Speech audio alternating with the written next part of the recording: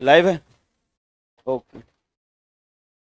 चलिए, तो कुछ दिन आपकी क्लासेस जो है ऑनलाइन चल रही होगी, है ना?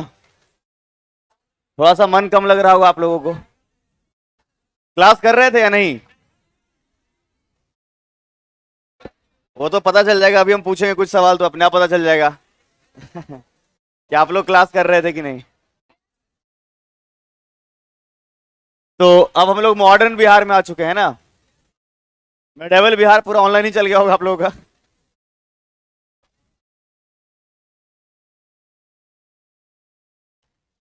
History of modern Bihar. सब लोग लगता है फिर से लिखने के फिराक में है। हाँ? लिखना शुरू कर देना है एकदम से। याद है आप लोगों को कुछ कुछ बातें? ये सब भूल गए? कौन सा मुगल शासक है जिसका राज्याभिषेक बिहार में हुआ था? फर्रुखशियर। कब हुआ है? 1713 में, है ना? बहुत बढ़िया। तो मॉडर्न बिहार को एक बार हम तेजी से फिर से जो कल की क्लास में आपको बताए थे वहीं से चलेंगे, और थोड़ा लिखवाना भी बाकी रह गया है ना।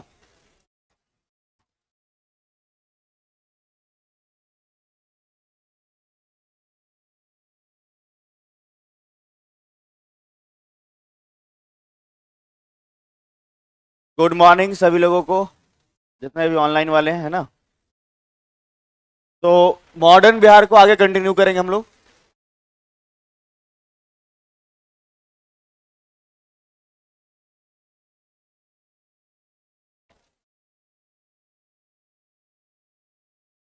आप लोग ऑनलाइन मतलब क्लास करते हैं ना? मतलब ये नहीं कि ऑनलाइन है तो स्किप कर देना है, हालांकि बीच में थोड़ा सा आप लोगों का क्लास डिस्टर्ब भी रहा 3-4 दिनों तक, है ना? और आप लोग को भी परेशानी झेलना पड़ा और हम लोगों को भी। ये ऑनलाइन वाले लगता है 5-10 मिनट तक गुड मॉर्निंग ही करते रहेंगे, चलते ही रहेगा। देखिए, अगर आपने इंडियन हिस्ट्री पढ़ा होगा तो उसमें पहला चैप्टर ही आपको मिला होगा मॉडर्न का, भारत में यूरोपीय का आगमन। मिला था ना? भारत में यूरोपीय का आगमन। क्योंकि आप जो फेज तक पहुंचना चाहते हैं कि ब्रिटिश रूल इंडिया में किस प्रकार से चल रहा है, तो उससे पहले ये लोगों का आगमन कैसे हुआ है, अराइवल्स कैसा है, वो आपने देखा। तो जिस प्रकार से देश में यूरोपीय का आगमन हुआ उसी प्रकार से बिहार में भी हुआ। बात समझ में आई आपको? जैसे कि देश में हुआ उसी प्रकार से ये लोग बिहार में भी आए। तो देश में अलग अलग हिस्से से, जैसे कि आपने देखा मसालों का व्यापार कर रहा है या फिर कर रहा है सूती वस्त्र का व्यापार, तो बिहार से क्या क्या आखिर ये व्यापार करता है और किस समय इन लोगों का आने का जो फेज रहा है, जरा ध्यान से देखेंगे।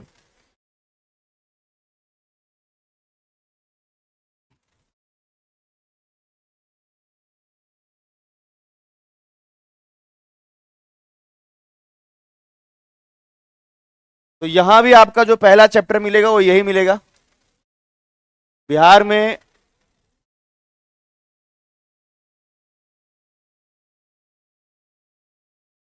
यूरोपीय कंपनियों का आगमन,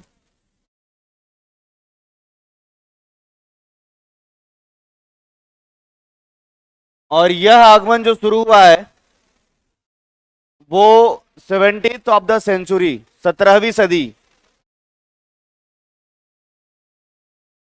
कुछ तो रीजन रहा होगा कि ये लोग बिहार आ रहा है, तो जैसे देश में मसाला खरीद रहा है साउथ इंडिया से, तो बिहार में इन लोगों को कुछ प्रमुख वस्तुएं हैं, ध्यान से देखिएगा, जिसमें सबसे मेन है आपका साल्ट पीटर, जिसे आप सोरा कहते हो, है ना? सोरा समझते हो सभी लोग? हाँ, क्या होता है? यह विस्फोटक पदार्थ है। जैसे बारूद जो बनता है, बारूद में इसका इस्तेमाल किया जाता है, या फिर गन पाउडर, जो आपके बंदूक में पाउडर होता है ना मसाला वाला, वो इसी का सोरा का ही होता है। और बिहार के क्षेत्र में ऐसी जो मिट्टियां थी जिससे ये सोरा जो है वो निकाला जाता था, और यही जो है एक्सपोर्ट किया जाता था अंग्रेजों को। तो सोरा जो है सबसे मेन वस्तु था, ऐसा पहला जो है ऑब्जेक्ट था जिसके कारण जो है ये लोग अट्रैक्ट हुए थे बिहार में। सोरा के अलावे अगर कहा जाए तो यहाँ पर अफीम का जो है बहुत खेती होता था, और अफीम का व्यापार भी यहां से अंग्रेज लोग करते थे, और भी यूरोपीय, जिसमें मेन जो है ब्रिटिश रहेगा। तो एक तो हमने सोरा बता दिया, और दूसरा क्या? अफीम। ये दोनों में ही जो है आपके जब इंडियन हिस्ट्री में क्वेश्चंस बनते हैं तो सेम बनता है कि पूरे प्रदेश में है ना, या देश का ऐसा कौन सा राज्य है जहां से ये यूरोपीय जो है अफीम का व्यापार करते थे? अफीम कहां से? बिहार। अफीम का प्रमुख केंद्र बिहार था आपका। उसके अलावा सोरा का भी प्रमुख केंद्र बिहार था। इसके अलावा अगर कहा जाए तो जो आपके सूती वस्त्र होते हैं, है ना, तो सूती वस्त्र भी, हालांकि सूती वस्त्र तो देश के और अलग अलग हिस्से से भी, जैसे सूरत, यहां से भी। उसके बाद ये लोग चीनी का व्यापार करने लग गए, यहां से चीनी, आगे चल करके। तो ये सारे वो ऑब्जेक्ट है जिसके कारण ये यूरोपियंस जो है वो बिहार में आए। दो ऑब्जेक्ट हमेशा से याद रखना है। नंबर 1 पर जो हमने बता दिया आपको क्या है, सोरा, साल्ट पीटर, और दूसरे नंबर पर जो हमने बताया यानी कि अफीम। एक सोरा और दूसरा अफीम, इसका व्यापार मेनली जो होता है वो बिहार से ही होता है, और इसी कारण से ये लोग आए।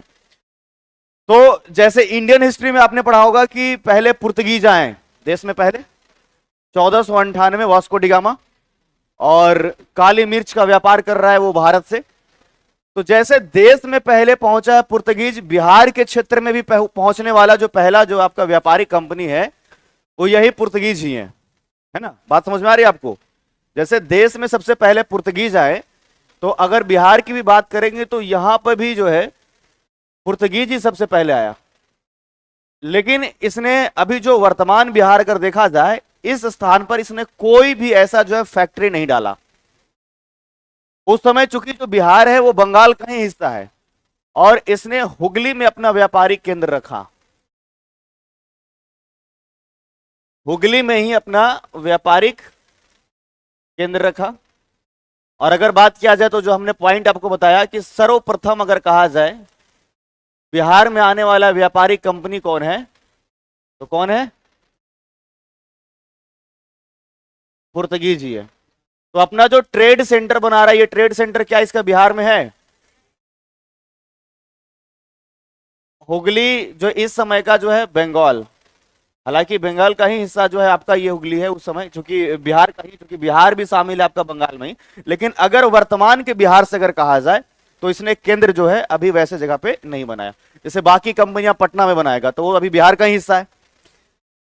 तो सबसे पहले अगर इसका जो व्यापार की बात किया जाए, ट्रेड क्या क्या कर रहा है, तो आपको याद रखना है कि ये लोग सोरा का व्यापार करना शुरू ही किया था, ठीक है। तो आपका साथ साथ में सूती वस्त्र का व्यापार ये लोग कर रहे हैं, तो वो तो कॉमन भी है सूती वस्त्र, हम उस पर ज्यादा जोर देंगे नहीं आप लोगों का, क्योंकि देश के कई ऐसे हिस्से हैं जहां से सूती वस्त्र का व्यापार ये लोग कर रहे हैं। ये मेनली जो है सोरा के व्यापार पर ध्यान देंगे, और साथ साथ में अफीम के व्यापार। क्लियर है?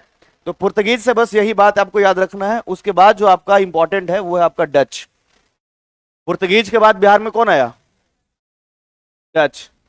इसी को आप हॉलैंड या नीदरलैंड, जो आप मैप पे देखते होंगे वर्ल्ड वाले मैप पे, तो हॉलैंड या फिर नीदरलैंड आपको दिखेगा, क्योंकि डच तो अभी आपको लिखा हुआ कोई देश दिखेगा ही नहीं। वर्ल्ड मैप पे ये सारे देश को आपने देखा है कि नहीं देखा है? कहां पर है लोकेशन डच का? यूरोप में किधर? फ्रांस के नॉर्थ या साउथ? साउथ में? ईस्ट में?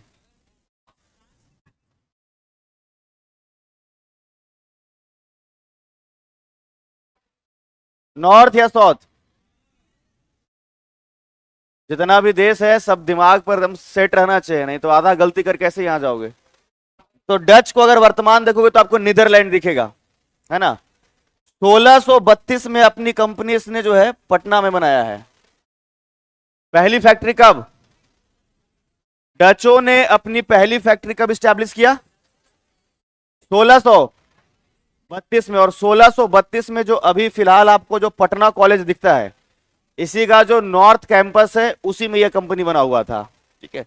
इन 1632 है ना फर्स्ट फैक्ट्री। और अगर बात किया जाए तो अभी जो आपको पटना कॉलेज दिखता है, पटना कॉलेज का हमने क्या बताया कि नॉर्थ कैंपस, यही आपका जो है वो था इन लोगों का। ये सवाल कई बार पूछा गया है, बीपीएससी ने इस सवाल को कई बार रिपीट किया है कि डचों ने अपनी पहली फैक्ट्री कब लगाई बिहार में? 1600 कहां पर? पटना में, है ना। पुर्तगीज को छोड़ करके और जितनी भी कंपनियां लगेगी सब पटना में ही लगेगा। क्योंकि पुर्तगीज लोग कोई भी कंपनी स्टैब्लिश नहीं किया इस क्षेत्र में। हुगली जो उसका केंद्र था पहले से, वहीं से वो व्यापार करता था। नहीं बनाने के पीछे का भी रीजन था। इसका रीजन यह था कि ये अगर देखा जाए तो बंगाल एकदम करीब है आपका समुद्र का, तो यहीं से वो सामान को जो है ऑब्जेक्ट को लगाया अपना शिप पर और सीधा यूरोप। क्योंकि जो फैक्ट्री ये लोग अगर मान लीजिए स्टैब्लिश भी कर रहा है पटना में, तो पहले पटना से ये सारा सामान जाता था आपका कोलकाता। बात समझ में आ रही? पटना से ये वही बंदरगाह तक पहुंचा रहा है और फिर तब जाकर के वहां से शिप पर गया। क्योंकि आप समझिए ना, पटना में शिप आने का तो जगह है नहीं। अगर कोई व्यापार यहां करता भी है, सोरा का करे या फिर अफीम का करे, अब यहां से तो जाने का कोई व्यवस्था है नहीं। इसीलिए अंग्रेजों का जितना भी केंद्र रहा व्यापारिक, आप हमेशा से देखेंगे वो समुद्र के किनारे का ही रहेगा। देखा है, चाहे गुजरात की बात करें, चाहे बॉम्बे की बात करें या कोलकाता की बात करें, सब समुद्र के किनारे क्यों बनाता था? क्योंकि उसको ट्रांसपोर्टेशन में, यातायात में जो है उससे सुविधा मिलता था। तो इसी कारण से तो डचों ने 1632 में, कब की बात कर रहे हैं हम, ये डेट बहुत इंपॉर्टेंट है, 1632 में पटना में जो है अपना पहला फैक्ट्री लगाया। और यह जो है वर्तमान पटना कॉलेज के नॉर्थ कैंपस जो आपको दिखता है वहीं पर यह कंपनी लगी हुई थी। इसके व्यापार के भी विषय में बात करा जाए तो हमने जो बातें कही आपसे, सोरा का भी व्यापार कर रहा है ये लोग, अफीम का भी कर रहा है, ठीक है। हालांकि चीनी का व्यापार जो है डचों ने ही प्रारंभ किया था, जो है आपके बिहार से। जो पहला व्यापार शुरू किया है वो चीनी का बिहार के क्षेत्र से वो डचों ने ही शुरू किया है। बिहार का जो बेतिया दिखता है ना आपको, बेतिया में 1840 में सबसे पहली चीनी की मिल लगाई गई थी डचों के द्वारा। समझ में आया? हालांकि वो बहुत बड़े व्यापारिक तौर तरीके पे नहीं चला, और इसीलिए आपको किताबों में अंग्रेजों के विषय में मिलेगा कि 1904 में सारण में एक जगह है मढ़ौरा, अभी भी होगा है ना, तो अंग्रेजों का नाम आता है। लेकिन अगर व्यापार को शुरू करने की बात करेगा तो चीनी का व्यापार बिहार से शुरू करने वाले अगर व्यापारिक कंपनी कहा जाएगा तो वो आपको याद रखना है डच। चीनी का व्यापार है ना शुरू जो किया है अंतरराष्ट्रीय स्तर से, ये ट्रेड जो शुगर का है ये शुरू किसने किया है? डचों ने शुरू किया है। चलिए आगे बढ़े। तो ये दो क्लियर हो गया। अब ब्रिटिश की बात आएगी। तो ब्रिटिश में याद रखना है आपको, दो डेट वैसे तो किताबों में मिलता है, एक तो 1651 और एक 1657-58। ठीक है, अगर 1651 है तो 57 वाला ऑप्शन में नहीं रहेगा। अब ये कॉन्फ्लिक्ट है किताबों में ही कि अंग्रेजों ने अपनी पहली फैक्ट्री बिहार में कब लगाया। तो जो पहली फैक्ट्री आपको याद रखना है 1657। अगर ये ऑप्शन में ना मिले, 51 मिल जाए तो आप लगा सकते हो। कारण क्या है कि इस समय अपना जो है इसने फैक्ट्री जो है वो बंगाल में लगाया था, और उस समय बंगाल का ही हिस्सा जो है आपका क्या है? बिहार। 1657-58 के नाम अगर आपका रहेगा तो इस समय आपको याद रखना है पटना में इसने फैक्ट्री लगाई थी। एक जगह है जिसका नाम है गुलजार बाग। गुलजार बाग अभी भी ये जगह होगा, गायब तो नहीं हो गया है कि नहीं है? इधर ही बोरिंग रोड के आसपास में है क्या? दूर उधर ओके। तो अंग्रेजों ने अपनी पहली फैक्ट्री पटना में कहां लगाया था? गुलजार बाग, है ना। अगर गुलजार बाग ऑप्शन में मिल जाए, अगर गुलजार बाग मिलेगा तो फिर ऑप्शंस आपको अलग अलग ऐसे मिलेंगे, जैसे बाकीपुर है, गुलजार बाग है ना। अगर मतलब किसी जिला के अंदर का जगह दिया हुआ है तो आपके ऑप्शन भी वैसे ही दिए हुए रहेंगे। समझ में आए कि नहीं? भिखना पहाड़ी मिल सकता है आपको बोरिंग रोड में मिल सकता है ना, और नहीं तो अगर जिला है तो आपका ये पटना ही रहेगा। तो पटना के गुलजार बाग में 1657 में आपका 1657 में अंग्रेजों ने अपनी पहली फैक्ट्री लगाई थी, जो कि पटना में था। अगर इसकी ट्रेड की बात किया जाए तो बाकी जितने भी आपके कंपनी है उन सबसे ज्यादा रहा था ब्रिटिशों का। और ये शुरू करेंगे ये भी सोरा के साथ में, सोरा के साथ अफीम का जो है व्यापार बहुत अधिक ये जो है यहां से करने लगेगा अफीम। आगे चल करके आपके चीनी, और चीनी के बाद अगर कहा जाए तो चीनी मिट्टी भी। चीनी मिट्टी समझते हैं? चीनी में मिट्टी मिलाना नहीं होता है चीनी मिट्टी समझते हो आप लोग?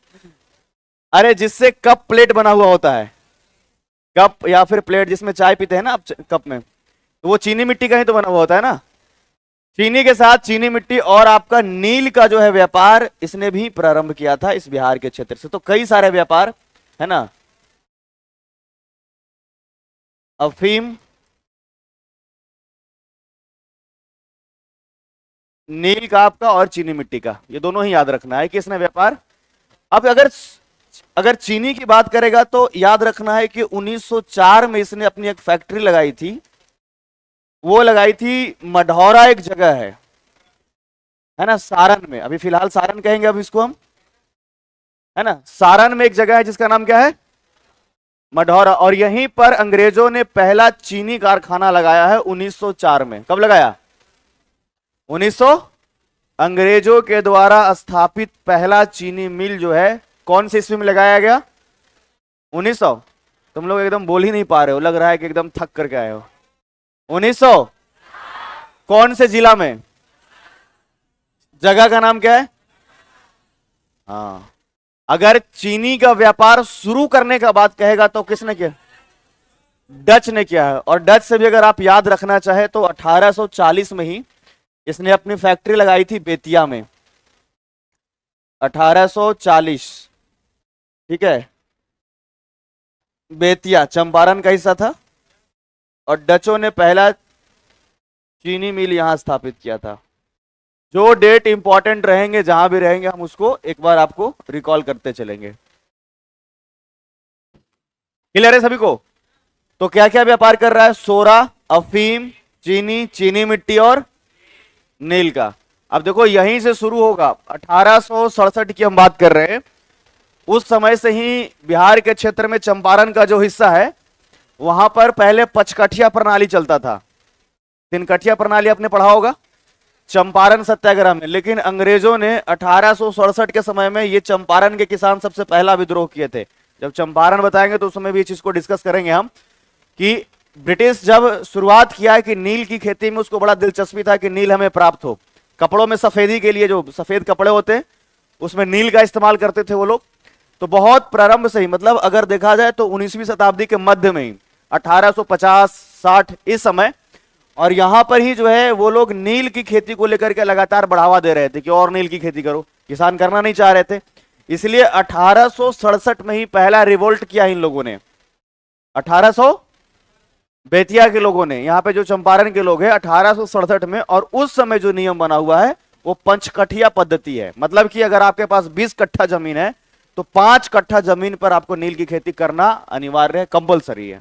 समझ में आ गया। तो ये 1867 में हुआ था 5/20 का। बस इसको ध्यान में रखना है, जब चंपारण आएगा तो एक बार हम रिकॉल करेंगे और उस समय भी आपको बताएंगे। ब्रिटिश के बाद आपका क्या याद रखना है, डेन को थोड़ा याद रखिएगा। डेन या डेनिस के हैं, है ना। तो अगर डेन की बात करें तो 1774 में इसकी फैक्ट्री लगी थी और ये भी इसने लगाया था पटना में ही।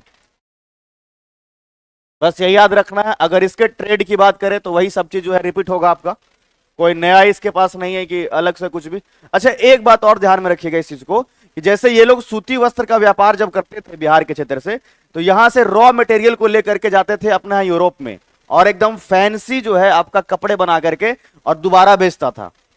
ब्रिटिश जब यहां पर सोरा और अफीम का व्यापार करने के लिए जब पटना के मार्केट में आता है तो यहां से क्या करता है कि जो रॉ मटेरियल लेके जाता था उसी के बनाए हुए कपड़े वापस यहीं पर फैंसी लेकर के आता था, पहला चीज। दूसरा, जो चीनी मिट्टी हमने कहा, वो जो क्ले यहां से लेकर के जाता था उसी से वो कप प्लेट बना करके और पटना में ही बेचता था।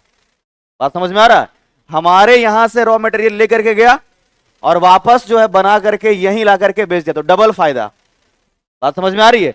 एक तो पहले जो खरीद रहा है उसमें भी आपसे सस्ता खरीदेगा और दोबारा जब बना करके लाके बेच रहा है तो वो भी महंगा हो जाएगा। कि हमारे पास जो है, हमारे पास जो है आधुनिक कोई ऐसा मशीन नहीं था जो अभी आप खूबसूरत जो कप और प्लेट देखते हो, उस समय हम बनाते नहीं थे कप और प्लेट। केवल हमारे पास वो क्ले है, वो मिट्टी है। जैसे टाइल्स वाला मिट्टी कैसे होता है, अभी टाइल्स देखते हो तो बिहार में टाइल्स बनता नहीं है। टाइल्स की मिट्टियां हैं लेकिन टाइल्स बनता नहीं। जैसे राजस्थान के क्षेत्र में वो मिट्टी बहुत है, तो राजस्थान से बनकर के जो आप घर में टाइल्स लगाते हैं कंस्ट्रक्शन, न्यू कंस्ट्रक्शन में, वो हमारे यहाँ बनता कहाँ है, हम केवल उसका इस्तेमाल करते हैं। मिट्टी है कई जगह पर, लेकिन हम उसका इस्तेमाल, जैसे भागलपुर का जो क्षेत्र हुआ आपका, भागलपुर की जो मिट्टियां हैं उससे जो है टाइल्स बनाए जा सकते हैं, लेकिन यहां पर कुछ बन नहीं रहा।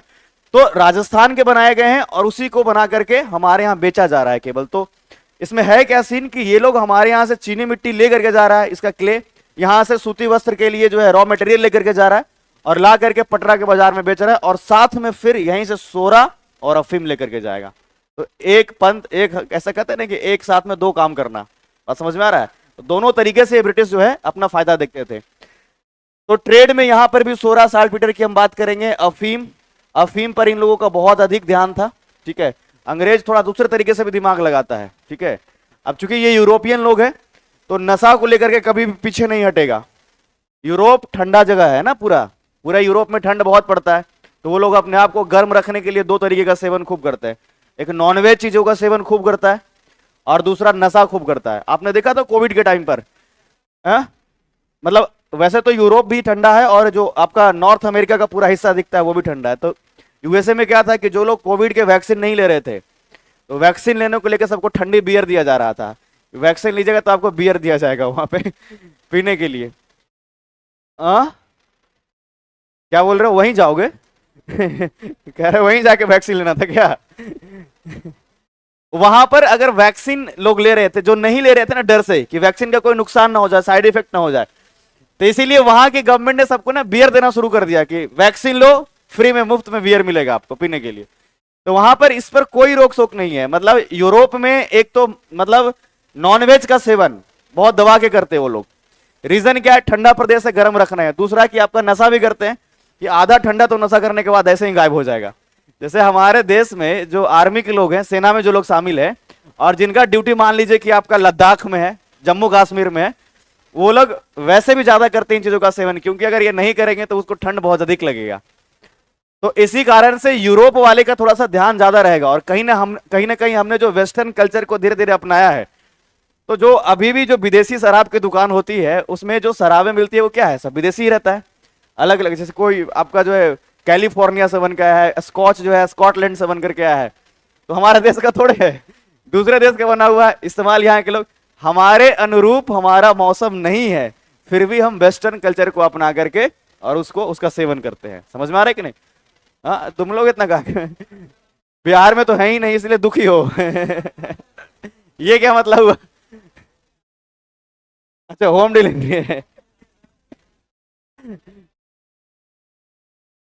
हाँ, ये सब के बारे में तुम लोग को बहुत विशेष जानकारी रहेगा ही, कहाँ से डिलीवरी है एजेंट का नंबर मत रखना तो पुलिस आ जाएगा घर पे। समझ में आया? चलो, फ्रेंच की अगर बात करें तो फ्रेंच का कोई भी फैक्ट्री पटना में या फिर बिहार में नहीं लगा। इसने भी अपना व्यापार जो है वो बंगाल को ही केंद्र मानते हुए किया है। और फ्रेंच का कोई भी जो है कंपनी, फैक्ट्री जो है बिहार में नहीं लगा। ट्रेड ये कॉमन ही कर रहा है, जो हमने बताया सोरा का और अफीम का और साथ साथ में सूती वस्त्र का। तो ये आपको ध्यान में रखना है, जितने अभी हमने बात बताया इसी से प्रश्न बने हैं जो अभी तक बने हैं। सबसे ज्यादा जो रिपीटेड रहा है आपका डच का रहा है 1632। ये डेट को आपको नहीं भूलना है। कम से कम 5 बार बीपीएससी ने इस डेट को पूछा है अभी तक। अगर आप प्रीवियस ईयर को देखेंगे कि डचों ने अपनी पहली फैक्ट्री जो है पटना में कब स्थापित किया, 1632 में स्थापित किया। ग्रेजुएशन के एग्जाम में भी ये प्रश्न कई बार पूछे गए। तो यहां तक एक बार सभी लोग लिख लीजिए, है ना? लिखा है आपने? सबने लिख लिया? तो आगे बढ़े, ये अच्छी बात है। इससे बेहतर क्या हो सकता है इससे बेहतर कुछ हो ही नहीं सकता है। आप लोग समझदार निकले, सभी लोग लगता है लिख लिए। नहीं, सब लोग समझदार निकले।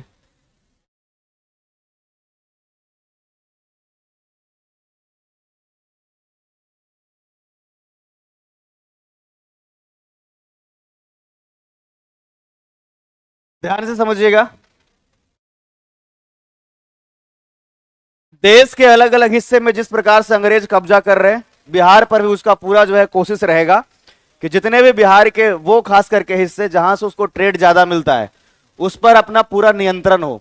और इसीलिए इस लाइन को जो हमने लिखा कि जो है अंग्रेजों का बिहार पर कब्जा, ठीक है, अंग्रेजों का बिहार पर कब्जा, बिहार पर कब्जा। तो ध्यान से देखिएगा, ये जो आपका बंगाल का हिस्सा बनता है, बंगाल प्रेसिडेंसी, यही आपका बिहार भी इसी में शामिल है। तो जो कुछ भी नियंत्रण होगा अभी सब बंगाल के नवाब के द्वारा होगा। बिहार के क्षेत्र में जो भी नियंत्रण है सब बंगाल के नवाब के द्वारा। तो जो सबसे बड़ा चेंजेस आया, जो आपने इतिहास में पढ़ा होगा, 1707, और 1707 में घटना हुआ है औरंगजेब की मृत्यु, और इसी के साथ देश कई भाग में बट गया। औरंगजेब का मृत्यु कब हुआ? 1700।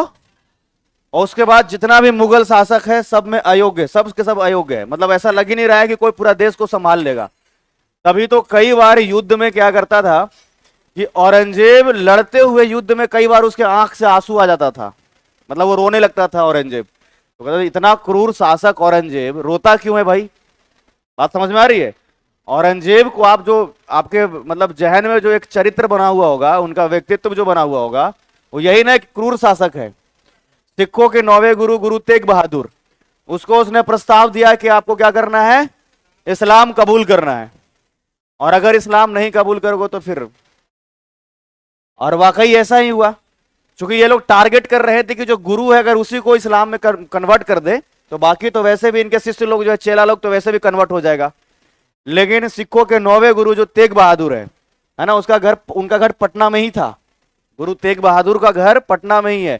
तभी तो उन्हीं के घर में जो है गुरु गोविंद सिंह का जन्म हुआ। याद है 1666? गुरु गोविंद सिंह का जन्म जो है वो कहां हुआ है? पटना में, जो आखिरी गुरु रहे।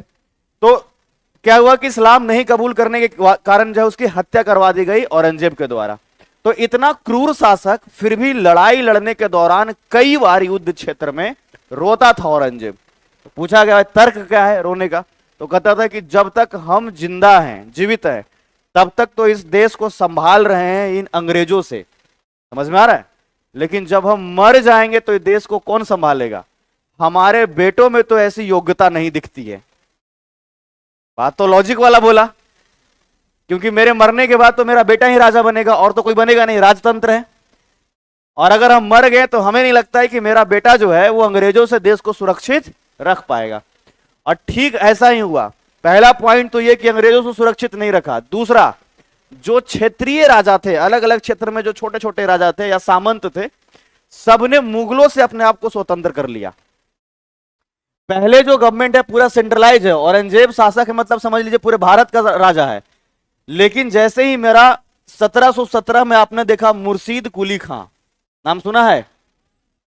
1717 में इस पूरे बंगाल के क्षेत्र में मुर्शीद कुली खां जो है, इसने बंगाल को स्वतंत्र कर लिया मुगलों से। समझ में आ गया?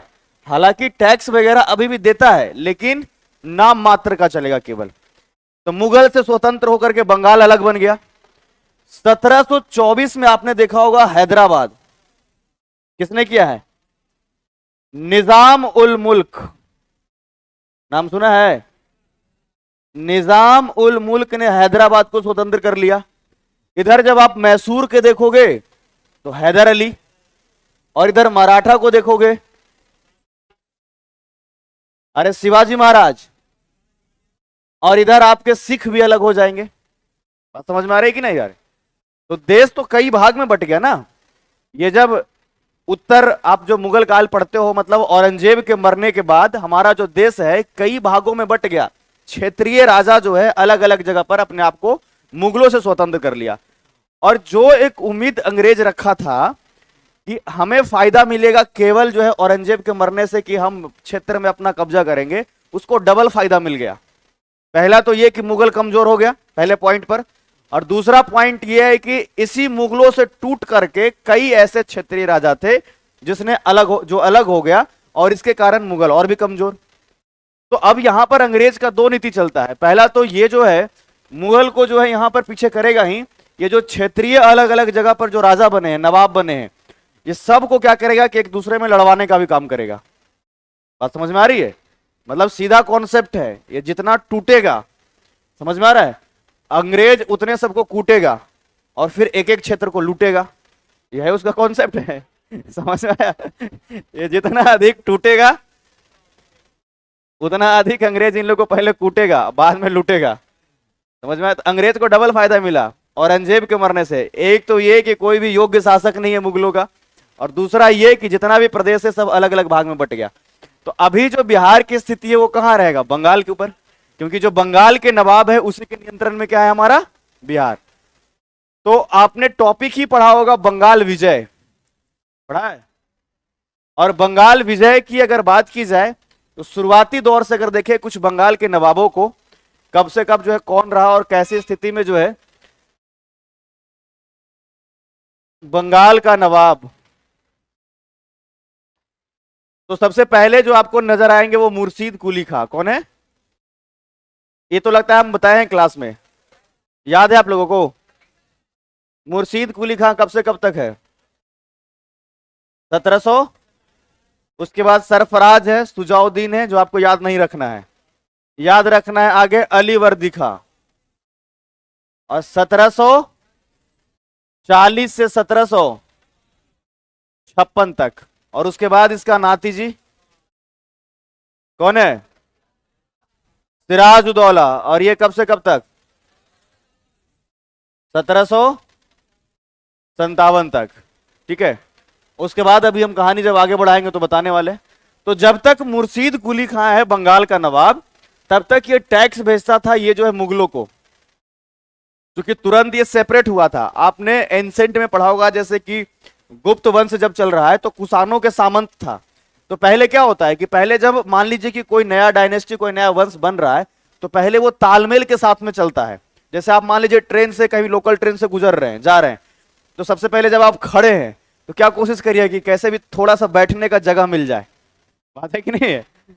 जब प्रॉपर बैठ जाए तो लगे कि और उधर खिसकिए, है कि नहीं है? फिर बैठाने का भी जगह भी आप खोजने लग जाते हैं कि कोई पहचान का और आ जाए उसको भी बिठा लो। तो यहां पर क्या है? वही चीज है कि मुर्शीद कुली खां बंगाल को अलग तो किया मुगलों से, लेकिन पूर्णतः स्वतंत्र नहीं किया। बस यहां पर बोला कि हम नवाब तो बन गए, टैक्स भेजता था मुगलों को। वही 1740 में जब अली वर्दी खां यहां का जो है जब नवाब बना, तो अली वर्दी खां कहा कि अब तो कोई मुगल शासक मजबूत है ही नहीं, अब तो कोई डर ही नहीं है, तो इसने टैक्स देने से इनकार कर दिया। मतलब अब 1740 के बाद बंगाल से जो है कोई टैक्स भी अब मुगलों को नहीं जाएगा। और इसीलिए कहा जाता है कि वास्तविक संस्थापक के रूप में इस पूरे बंगाल के अगर विषय में कहा जाए तो ये जो रहा अली वर्दी खां। कौन है? इसने सेपरेट तो जरूर किया, लेकिन पूरा सेपरेट अगर करने की बात करेगा, एकदम इंडिपेंडेंट मुगलों से कहेगा, तो अली वर्दी खां। और अली वर्दी खां जो है एकदम योग्य शासक था। इवन कहिए कि पूरे अगर इस बंगाल के विषय में कहा जाए, मुगलों से जब अलग हुआ है तो सबसे अधिक अगर योग्य की बात किया जाए तो अली वर्दी खां। तो अली वर्दी खां जब अलग हुआ तो पहले तो कि मुगलों से इसके जब इसने मुगलों को टैक्स देना बंद कर दिया, तो अब ये पूरे तरीके से इंडिपेंडेंट है। अंग्रेजों को व्यापार करने में बड़ा तकलीफ हुआ अली वर्दी खां के समय में। सबसे ज्यादा तकलीफ जो झेलना पड़ा है ब्रिटिश को व्यापार करने में, वो अली वर्दी खां। पूरा स्टोरी को बस सुनते जाइए, इधर लिखने वाला कहानी नहीं है, पूरा सुनते जाना है। केवल हम उस बिहार तक पहुंचाना चाह रहे हैं कि जब बंगाल से सेपरेट होकर के बन जाए। अभी जो है क्या है कि बंगाल का ही हिस्सा है बिहार। तो ये जो है अली वर्दी खां के समय सबसे ज्यादा दिक्कत हुआ। कारण क्या है देखिएगा, 1717 के समय में क्या हुआ था कि जो मुगल शासक है वो फरुखशियर है। मुगल शासक कौन है? फरुखशियर का नाम सुना है? कौन से नाम से जाना जाता है? घृणित कायर। तो अगर फरुखशियर की बात करें, फरुखशियर की बात करें तो 1717 में इसने एक फरमान जारी किया था जिसको शाही फरमान कहते हैं। याद है कि नहीं? आप लोगों को याद है? तुम लोग को देख के लग नहीं रहा है याद है। अब लगता है कि इतिहास पूछना पड़ेगा आप लोगों से। 1717 में मुगल शासक फरुखशियर ने अंग्रेजों को जो है एक फरमान जारी किया था जिसको क्या बोलते हैं? शाही फरमान। इस फरमान में क्या था जरा ध्यान से देखिएगा, पूरे स्टोरी को समझिए। 1715 में ही जो है जॉन सरमन के नेतृत्व में एक आयोग बना था और उसमें ये उम्मीद कर रहा था कि अब बंगाल से हमें ज्यादा से ज्यादा ट्रेड को बढ़ाना होगा, व्यापार को बढ़ाना होगा। ठीक इसी समय 1717 में बीमार है बड़ा भयंकर जो है फरुखशियर, एकदम ऐसा स्थिति कि लग नहीं रहा है कि फर्रुखसियर बचेगा, मरने वाला स्थिति में है, समझ गए। फर्रुखसियर खुद इस बात को एक्सेप्ट कर चुका है कि लग रहा है कि अब हम नहीं बचेंगे। और इसी समय एक ब्रिटिश सर्जन है जिसका नाम क्या है, इतना कम आवाज क्यों आया, हैमिल्टन, क्या नाम है। तो हैमिल्टन जो है इसी फर्रुखसियर का इलाज कर देता है, सर्जन है, ब्रिटिश सर्जन। देखो हम ये उम्मीद करके चल रहे थे कि तुम लोग को सब पता है, इसलिए कहानी सुना रहे हैं, लेकिन तुम लोग को देख करके लग रहा है कि मतलब क्लास तो कर ली हो लेकिन जबरदस्ती वाला क्यों लगता है का? हाँ, घर पे जाकर रिविजन नहीं कर रहे हो, इतना कम आवाज क्यों आ रहा है फिर? जॉन सरमन मिशन इंडिया में कब आया? जॉन सरमन मिशन, तुम लोग बीपीएससी देना है कि नहीं देना है जी? बता दो तुम लोग पहले आज हमको, बीपीएससी देना है ना? कितने लोगों का अभी ग्रेजुएशन नहीं हुआ है पहले ये बताओ। तुम लोग को तो अभी माफ है, तुम लोग अभी दूध भात है, दूध भात समझते हो तुम लोग तो अभी चल। कितने लोगों का ग्रेजुएशन हो गया है? तो आप लोग क्यों नहीं बता रहे, बताइए ग्रेजुएशन होने का। जॉन सरमन मिशन कब आया भारत? 1629, 1715 ईस्वी में। अब ये सब रिवीजन की जरूरत भी नहीं पड़ना चाहिए आपको, सच बताऊं तो मैं, ये एकदम कॉमन सी बात है। 1715 में जॉन सरमन, ध्यान से सुनना स्टोरी को, ठीक है, कहानी जो बता रहे हैं यहां पे सुने यार, ये इंपॉर्टेंट फेज है, यहां से क्वेश्चंस बनते ही बनते हैं, ठीक है। तो 1715 आते आते अब देखो सारा जो चेंज हो रहा है वो बस इसीलिए हो रहा है क्योंकि 1707 में औरंगजेब मर गया है। एकदम ध्यान से सुनना, 1707 में औरंगजेब का मृत्यु और अंग्रेज के दिमाग में बस एक ही बात चल रहा है कि अब भारत में जितना ज्यादा से ज्यादा व्यापार बढ़ाओ, और वो भी टैक्स फ्री, हमको इतना टैक्स नहीं देना है, व्यापार बढ़ाओ जितना ज्यादा से ज्यादा हो सके, भारतीय क्षेत्र से जो है सोरा हो सके, अफीम, सूती वस्त्र, मसाला सब लेकर के यूरोप आओ, क्योंकि इनके लिए जो है एकदम लूटने के बराबर था भारत में। समझिए ना इस बात को कि 60 गुना लाभ कमा रहा है यहां से ले जाकर के मसाला बेच करके यूरोप में, तो लूटने के बराबर ही तो है। आप किसी चीज में इन्वेस्ट करिए 1 लाख रुपया, पता चला फायदा हो 60 लाख रुपया, समझ में आ रहा है? अरे इसका कल्पना करो थोड़ा, 1 लाख रुपए कहीं पर इन्वेस्ट करो और फायदा हो 60 लाख, और ये बात सबको पता चल जाए तो अगला दिन हमारा क्लास में कोई बच्चा न रहे। सब तो उसी भीड़ में शामिल हो जाए, है कि नहीं शामिल? अब सोचो कि इन लोगों को कैसा महसूस, थोड़ा सा समझो इस बात को कि इतना अधिक फायदा है तो क्यों नहीं चाहेगा कि व्यापार ज्यादा से ज्यादा बढ़े, इवन कहेगा कि टैक्स वैक्स खत्म करो और एकदम जितना ज्यादा हो सके ले चलो यहां से जो भी मिल रहा है।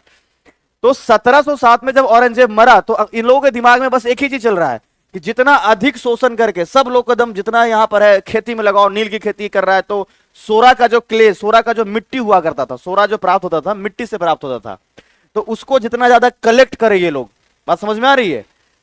सोरा को, फिर अफीम की खेती ज्यादा से ज्यादा करे ताकि हम यूरोप पहुंचा सके और टैक्स भी नहीं दे। तो इसीलिए इन लोगों को बंगाल के ऊपर फोकस भी गया कि यहां पर प्रोस्पेरिटी खूब है ना, समृद्धि खूब है हर तरीके से, खेती बहुत बढ़िया होता है, कपास बहुत अच्छा होता है, जो क्षेत्र जितना अधिक जो है संपन्न होगा ध्यान भी वही जाएगा। तो इसी समय जब ये सब सोच ही रहा था कि 1715 में इसका जो है एक मिशन बना जिसको बोलते हैं John Surman mission, John Surman के नेतृत्व में बना, और यह विचार करके भारत आया है ब्रिटेन से ये लोग, इसलिए कि हम टैक्स फ्री करवाना है तो करवाना है पूरे बंगाल से। समझ में आ रहा है बात को?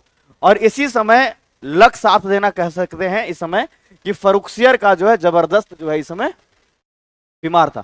मुगल समझ लीजिए कि एकदम, अगर मुगल को खुश कर दिया आपने, मतलब समझ लीजिए कि आपका ट्रेड में कोई बाधा नहीं आएगा।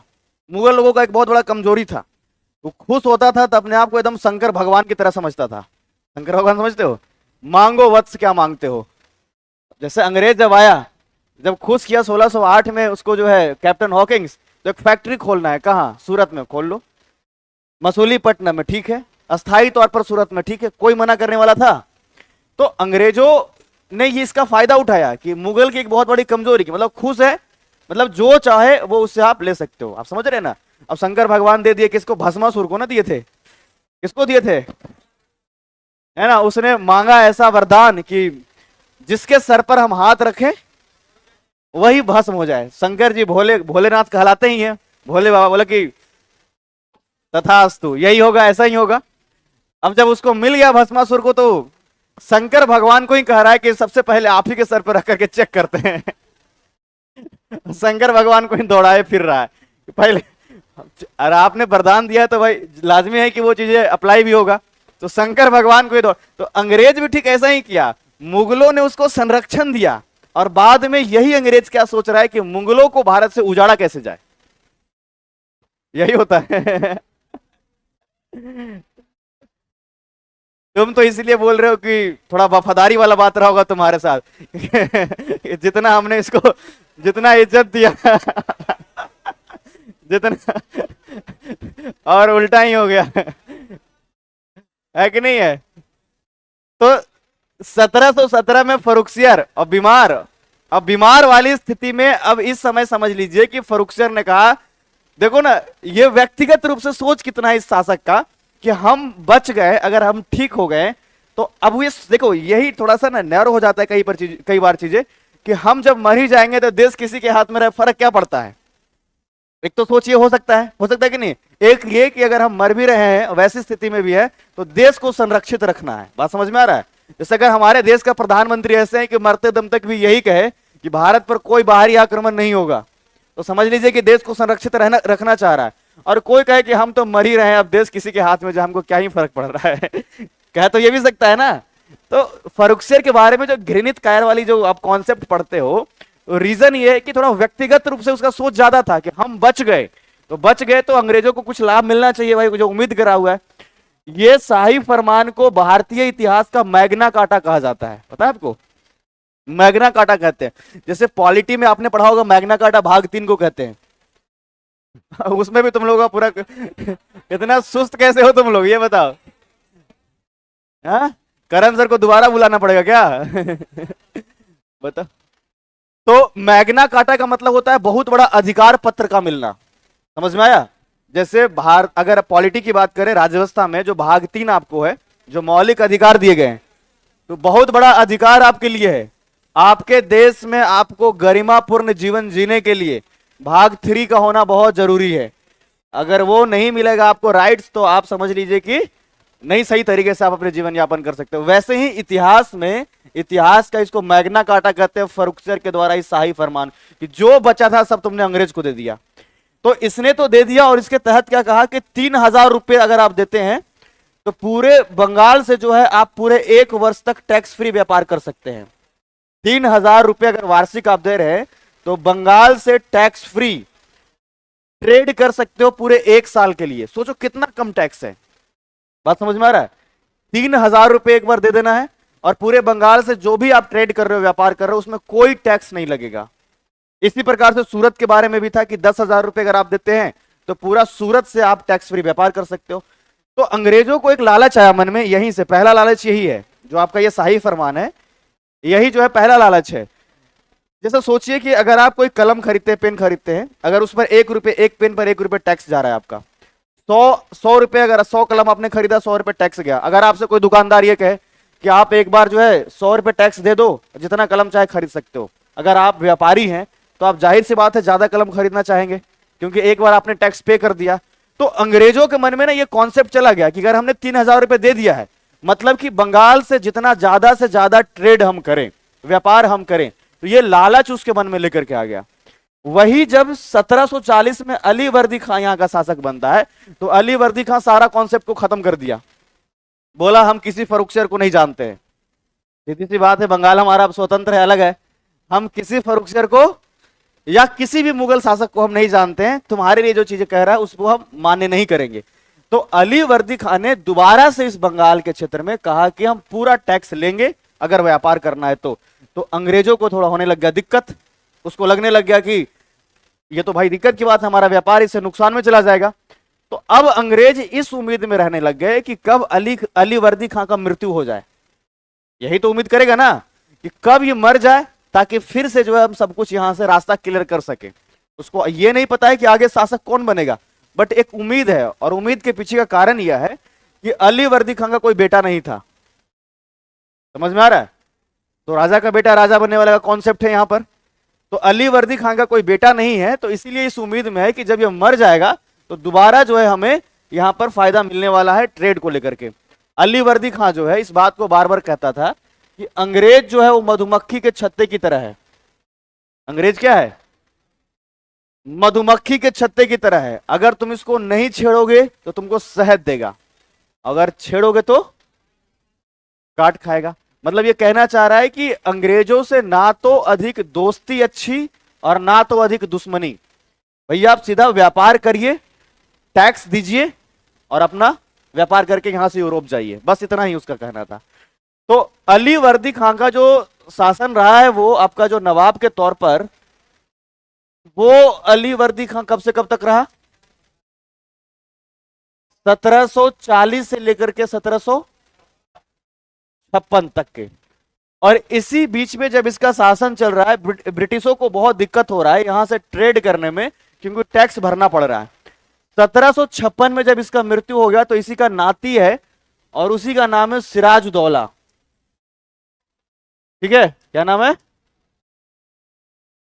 तो इस बात का तो उम्मीद बिल्कुल अंग्रेज नहीं किया था, ब्रिटिश लोग, कि ये भी इतना ही योग्य होगा। उसके दिमाग में ये चीज चल रहा था कि अली वर्दी खां का बेटा है नहीं, और जो कोई भी बनेगा अगर शासक तो उतना योग्यता उसके मन में होगा नहीं। तो सिराजुद्दौला जब शासक बना पहले 1756 में, तो सबसे पहले तो इसी के घर में विवाद चल रहा है। अली वर्दी खां का बेटा नहीं है, कई बेटियां हैं, तो उसी में से एक बेटी का जो बेटा है उसी का नाम है सिराजुद्दौला। जाहिर सी बात है, नाती है तो नाती मतलब क्या होता है? जो बेटी है उसी का बेटा होना। तो इनकी बेटियां कई है, बात समझ में आ रहा है, और उसी में से एक का बेटा क्या है? ये सिराजुद्दौला। तो जब सबसे पहले ये बंगाल का नवाब बना तो सबसे पहला कॉन्फ्लिक्ट जो इसके घर में हुआ है वो इसी बात को लेकर के हुआ है कि आखिर सिराजुद्दौला ही क्यों बनेगा शासक। बात समझ में आ रही है? हालांकि नवाब के तौर पर पहले से वसीयतनामा में, मतलब मृत्यु से पहले राजा जो होते हैं वसीयतनामा लिखते थे मरने से पहले, कि अगर हम मर जाएंगे तो मरने के बाद राजा कौन बनेगा। समझ में आ रहा है? तो वैसे में वसीयतनामा के तौर पर जो अली वर्दी खां थे उसने नाम लिखा था सिराजुद्दौला को ही। लेकिन जब ये राजा बन गया, नवाब बन गया पूरे इस बंगाल के क्षेत्र का, तो इनकी एक मौसी है, नाम क्या है? घसीटी बेगम। तो वो घसीटी बेगम बहुत परेशान चल रही है, हमारा बेटा को काहे नहीं बनाया गया नवाब, ये तो बहुत ज्यादा होता है ना। और दो चार महिलाएं और उसको अगर बहका दे ऐसे में ही, समझ रहे कि नहीं समझ, आग लग जाएगा। इनका जो मौसी का नाम क्या है? घसीटी। तो घसीटी बेगम का विवाह किया था इसने ढाका में, जो बांग्लादेश का हिस्सा ढाका दिखता है ना, तो ये अभी वर्तमान बंगाल वाला हिस्सा से दूर काफी है। तो ये दूर में इसका विवाह किया था ढाका में। तो घसीटी बेगम को बड़ा तकलीफ हो रहा था कि आखिर इसको क्यों बनाया गया, और आसपास की महिलाएं ठीक वैसे ही भड़का रही, आखिर तोहर बेटा में क्या कमी था। अच्छा, बिहार में इसको भड़काना रहेगा तो कैसे भड़काएगी महिलाएं हैं? अच्छा, मगही वाले कितने लोग हैं बताइए पहले, जो मगही समझते हैं या बोलते हैं। हाँ, आप लोग के थोड़ा तौर तरीके से हम ज्यादा बोल पाएंगे। तो महिलाएं कैसे बोलती है? तोर बेटवा में कौन कमी है लो। हैं? तोर बेटवा उबुढ़वा के गड़ा हला है, कौन बात के? असली असली असली योग्यता तो आपके बेटा के अंदर है, लेकिन सिराजुद्दौला को क्यों बनाया गया? बात समझ में आ रही है? और इससे घसीटी बेगम बड़ा परेशान चल रहा है। तो घर में ही विवाद उत्पन्न हो गया दोनों के मन में पहले ही। हालांकि आगे चल करके सिराजुद्दौला ने अपने मौसी का बंदी बनवा दिया, इसको बोला कि इसको बंद करो जेल में, जब तक बाहर घूमते रहेगी ऐसी महिलाओं के बीच में तो इसको भड़काया जाते रहेगा हमेशा से। समझ में आया? तो सिराजुद्दौला ने इसको आगे चल करके बंदी बना दिया घसीटी बेगम को, और ये कॉन्फ्लिक्ट खत्म किया। लेकिन अब देखो, सिराजुद्दौला को बनाने के पीछे का रीजन था, अली वर्दी खां चूंकि योग्य है तो जितना ट्रेनिंग हो सकता है एक राजा बनने के लिए, समझ में, एक नवाब बनने के लिए, वो पूरा प्रशिक्षण जो है दिया गया है। अली वर्दी खां ने पूरा प्रशिक्षण सिराजुद्दौला को दिया था, इसीलिए कहीं ना कहीं मन में यह बात था कि हम जो है सिराजुद्दौला को ही नवाब बनाएंगे। तो जब ये नवाब बन गया तो जो ब्रिटिश लोग हैं वो लोग लगातार कोशिश कर रहा है, उसको लग रहा है ऐसा कि ये उतना प्रभावी है कि नहीं है। तो इसीलिए एक दो बार जो है थोड़ा लूटपाट भी किया गया है हुगली के क्षेत्र में अंग्रेजों के द्वारा, और इसी लूटपाट में सिराजुद्दौला अपना जो है प्रमाण के तौर पर दिखा रहा है कि अगर तुम लूटपाट करोगे तो कतई हम छोड़ेंगे नहीं इसको। इसलिए सिराजुद्दौला ने अंग्रेजों को कूटा भी है हुगली में, बीच में कुछ ऐसे आक्रमण लूटपाट दुकानों का किया था अंग्रेजों ने, तो सिराजुद्दौला उसमें कोई भी बख्शा नहीं है। दोनों के बीच में कई अनिर्णायक युद्ध भी रहे। अलीनगर की संधि आपने पढ़ा है? तो अलीनगर की संधि भी हुई इसी कारण से, हालांकि उसमें मुगलों ने हस्तक्षेप किया। लेकिन अंग्रेज अब इस उम्मीद में है कि सिराजुद्दौला को भी हटाओ, और अगर ये भी शासक है, नवाब है, तो हमें यहां पर टैक्स फ्री व्यापार चाहिए। और इसीलिए एक बहुत बड़ा मीटिंग हो रहा है। 1756 जून का महीना है, और इस समय आपने ये कहानी सुना होगा कि 146 अंग्रेज को, ठीक है, एक कमरे में बिठाया गया, है ना, और कहा गया कि नवाब आप लोगों से मुलाकात करेंगे, ठीक है, आप लोगों की बातों को सुना जाएगा। जैसे नहीं देखते हैं कई बार जब दंगा कई जगह पर होता है तो पुलिस प्रशासन पता है क्या करता है? आपकी बातें सुनी जाएगी, बिल्कुल सुनी जाएगी, आप लोग आइए पहले गाड़ी में बैठिए उसके बाद आपको मामा के घर ले जाया जाएगा आपकी बातें सुनी जाएगी कह करके, और वो कहीं लेके। तो बंगाल का जो नवाब है बहुत चालाक है। सिराजुद्दौला बोला ठीक है, 146 लोग इस उम्मीद में आए थे कि हमें इस पूरे बंगाल का जो ट्रेड है, ये ट्रेड में टैक्स फ्री व्यापार कराए, दुर्गीकरण करे, है ना, ये सब सोच करके तो सबको बिठाया गया। और बिठा करके शाम का वक्त है, जितना भी दरवाजा खिड़की है सबको बंद कर दिया गया। अब बंद करना मतलब ऐसा वो कमरा था कि अगर बंद कर दो तो पूरा निर्वात बन जाए, समझ रहे हैं? अगर जैसे शीशा लगा हुआ है तो निर्वात बन रहा है, कुछ ऐसी ही व्यवस्थाएं की गई थी उसके द्वारा कि अगर दरवाजा खिड़की को आपने बंद कर दिया मतलब वैक्यूम बन गया। अब बंद करके ताला मार दिया, आप बाहर चले गए, और शाम के वक्त में बंद किया गया है, और अगला दिन सुबह उस दरवाजा को खोल रहा है। बात समझ में आ रही है? और उसमें हवा कितना धीरे धीरे तो खत्म ही होते जाएगा, जितना भी कमरे में हवा। और अगला दिन जब दरवाजा खोला गया तो 146 में से मात्र कितने लोग? केवल 23 लोग जीवित बचे। उसमें से मर गए कितना? 123, केवल 23। और उसी में एक व्यक्ति है जिसका नाम है हॉलवेल। क्या नाम है? और वो भी एकदम से मरने वाली स्थिति में, जैसे नहीं होता है दरवाजा खोला और खोलते समझ में आया कि नहीं? अच्छा, ऐसी स्थिति में मान लो अगर हॉलवेल का दरवाजा खोला हुआ, उसके मन में क्या चल रहा हो? यहां जल्दी जल्दी फरार हो यहां से ये हॉलवेल पता है यहां से ब्रिटेन जाता है। अब ब्रिटेन के वहां के जो आपके, है ना, वहां जाकर के जो आपका इनका जुडिशरी वाला जो कार्य चल रहा है जहां पर, वहां जाके न्यायालय में खूब रोता है और कहता है हम तो बच गए लेकिन और किसी को बचने नहीं देगा। और पूरी घटना को उसने कहा, एकदम रोते हुए बताया, है ना। तो उसने बताया, हॉलवेल ने पूरी घटना को, कि ये जो पूरा घटना, इसको क्या, ब्लैक होल ट्रेड जी, काल कोठरी की घटना, है ना। ये आपका जून 1756 में ही काल कोठरी, इसको बस सुनते चलना है आपको, काल कोठरी की घटना। और इसमें से जो हॉलवेल बचा है, चूंकि ये गवाह के तौर पर थे, इसलिए इसको हॉलवेल की घटना भी कहते हैं।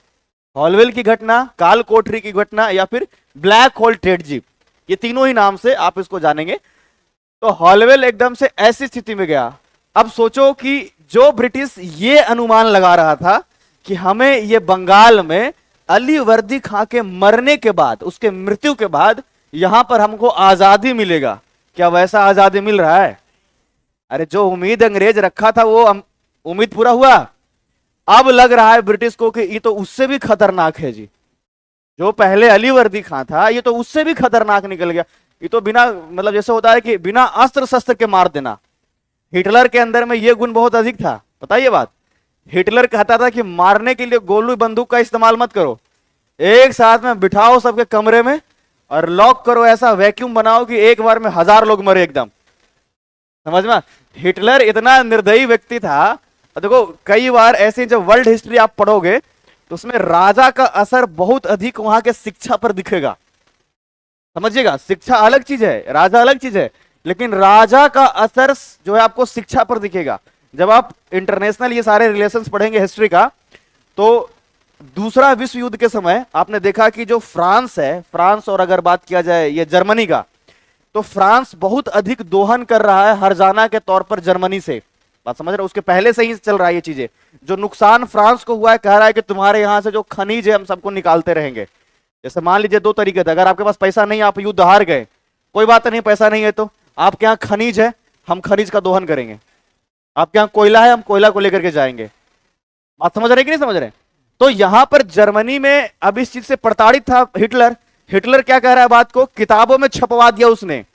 कहा पता है क्या, कि जितने भी बच्चे थे उस पूरे मतलब जर्मनी में, सबको वो किताब पढ़ने के लिए मिल रहा है जिस किताब में ये लिखा हुआ है कि तुम्हारा जन्म जर्मनी में इसलिए हुआ है कि तुम फ्रांस से बदला ले सको। बच्चों को सिखा, 6 क्लास के बच्चों को सिखाया जा रहा है कि तुम्हारा जन्म जर्मनी में इसलिए हुआ है कि तुम फ्रांस से बदला ले सको। बात समझ में आ रही है? अब सोचो कि कैसा जो है वो आगे चल करके कैसा पीढ़ी बनेगा।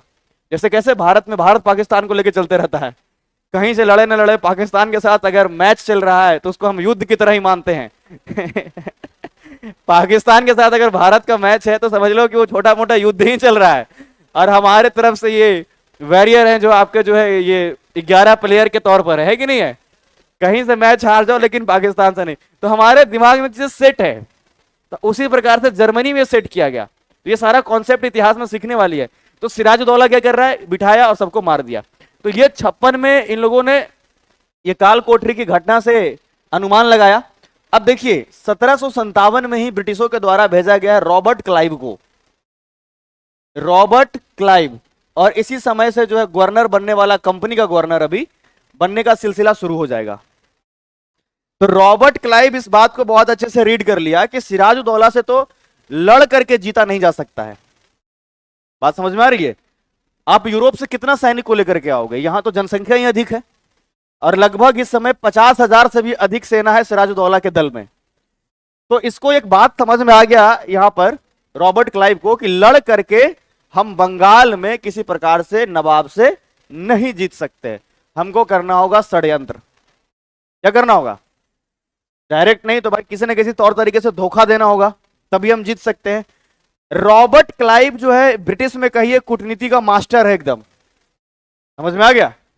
तो 1757 जब ये पहुंचा है तो रॉबर्ट क्लाइव अब ये कोशिश करेगा कि पहले बंगाल में और खास करके नवाब के सेना में, इसके घर में उन लोगों को ढूंढो जो कि नवाब से नाखुश रहता है।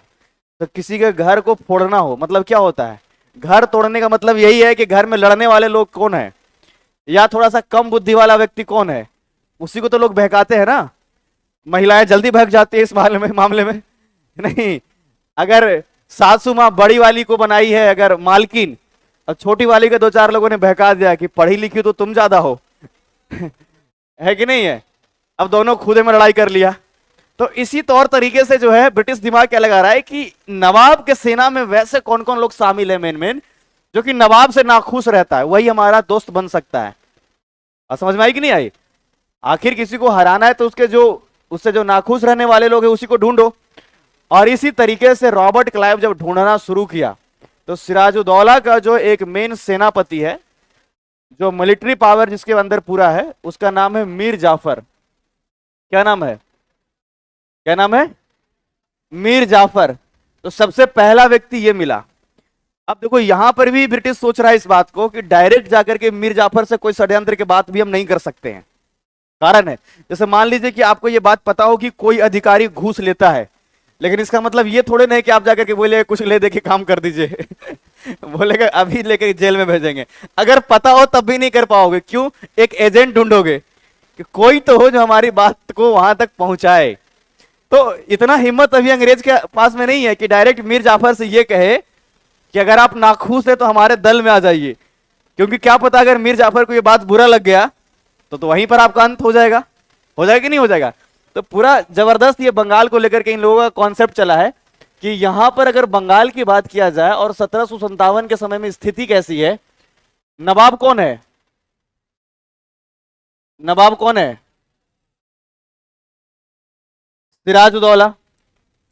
और इसी का सबसे मेन सेनापति कौन है? कौन है? मीर। अब ब्रिटिश के तरफ से दिमाग लगाने के लिए कौन आ गया है? Robert Clive. उसको जीतना है बंगाल को किसी तरीके से। तो रॉबर्ट क्लाइव सोच क्या रहा है कि ये क्या हो गया जी? ठीक है, अगर ब्रिटिश की बात किया जाए तो इस तरफ जो आपके रॉबर्ट क्लाइव है ये सोच रहा है कि किसी भी तरीके से हमारे पक्ष में हो जाए ये मीर जाफर, लेकिन डायरेक्ट तो बात करेगा नहीं। समझ में आ रहा है कि नहीं? तो और लोगों को ढूंढेगा कि कौन ऐसा व्यक्ति है जो मीडिएटर के तौर पर बन सकता है, और लोगों को ढूंढेगा कि जो हमारी बात को वहां तक पहुंचाए। और कई नाम उसको निकल करके आ रहे हैं, जैसे कि एक व्यक्ति है जिसका नाम है जगत सेठ, ठीक है, एक व्यक्ति जिसका नाम है राय दुर्लभ, एक और है जिसका नाम है यार लतीफ, ठीक है, और एक बहुत बड़ा व्यापारी है जिसका नाम है अमीर चंद। ये वो लोग हैं इनके सेना में शामिल या तो इनके दरबार में जो प्रभावी व्यक्ति है। जैसे अगर बात किया जाए राय दुर्लभ, यार लतीफ, ये लोग जो है सेना कहीं सेवा में लगे हुए हैं, मतलब किसी न किसी सेना की टुकड़ी का मालिक है या आर्मी में कोई ऑफिसर है। तो अब चूंकि इन लोगों को ही देखा जाएगा ना, जो व्यक्ति कोई प्रभाव डाल सकता है। नाखुश होने वाले अगर आम जनता हो तो उसका क्या मतलब बनता है? जैसे अगर आप जो है मोदी जी से नाराज भी रहिएगा तो मोदी जी को क्या फर्क पड़ेगा? बात समझ में आया? लेकिन अगर अमित शाह नाराज हो गए, फर्क पड़ेगा कि नहीं पड़ेगा? अगर योगी जी नाराज हो गए, नीतीश कुमार नाराज हो गए, चुनाव के बाद बड़ा खतरनाक मीम जो बना, नहीं नीतीश जी जल्दी फोन उठाइए, मजाक का वक्त नहीं है। अच्छा, सबका इशारा नीतीश जी के प्रति क्यों था? क्योंकि नीतीश जी पर ही भरोसा नहीं था, नहीं लग रहा था। ये किसका सवाल है जी? सर, हम लड़कियों के साथ भेदभाव हो रहा है, आप सिर्फ लड़कों के तरफ खड़े होकर पढ़ाते हैं। ये क्या तौर तरीका है? हम यहीं पे बीच में ही खड़े, हम उधर इसलिए क्योंकि सामने कैमरा होता है। यहाँ कैमरा होता है इसलिए। हाँ,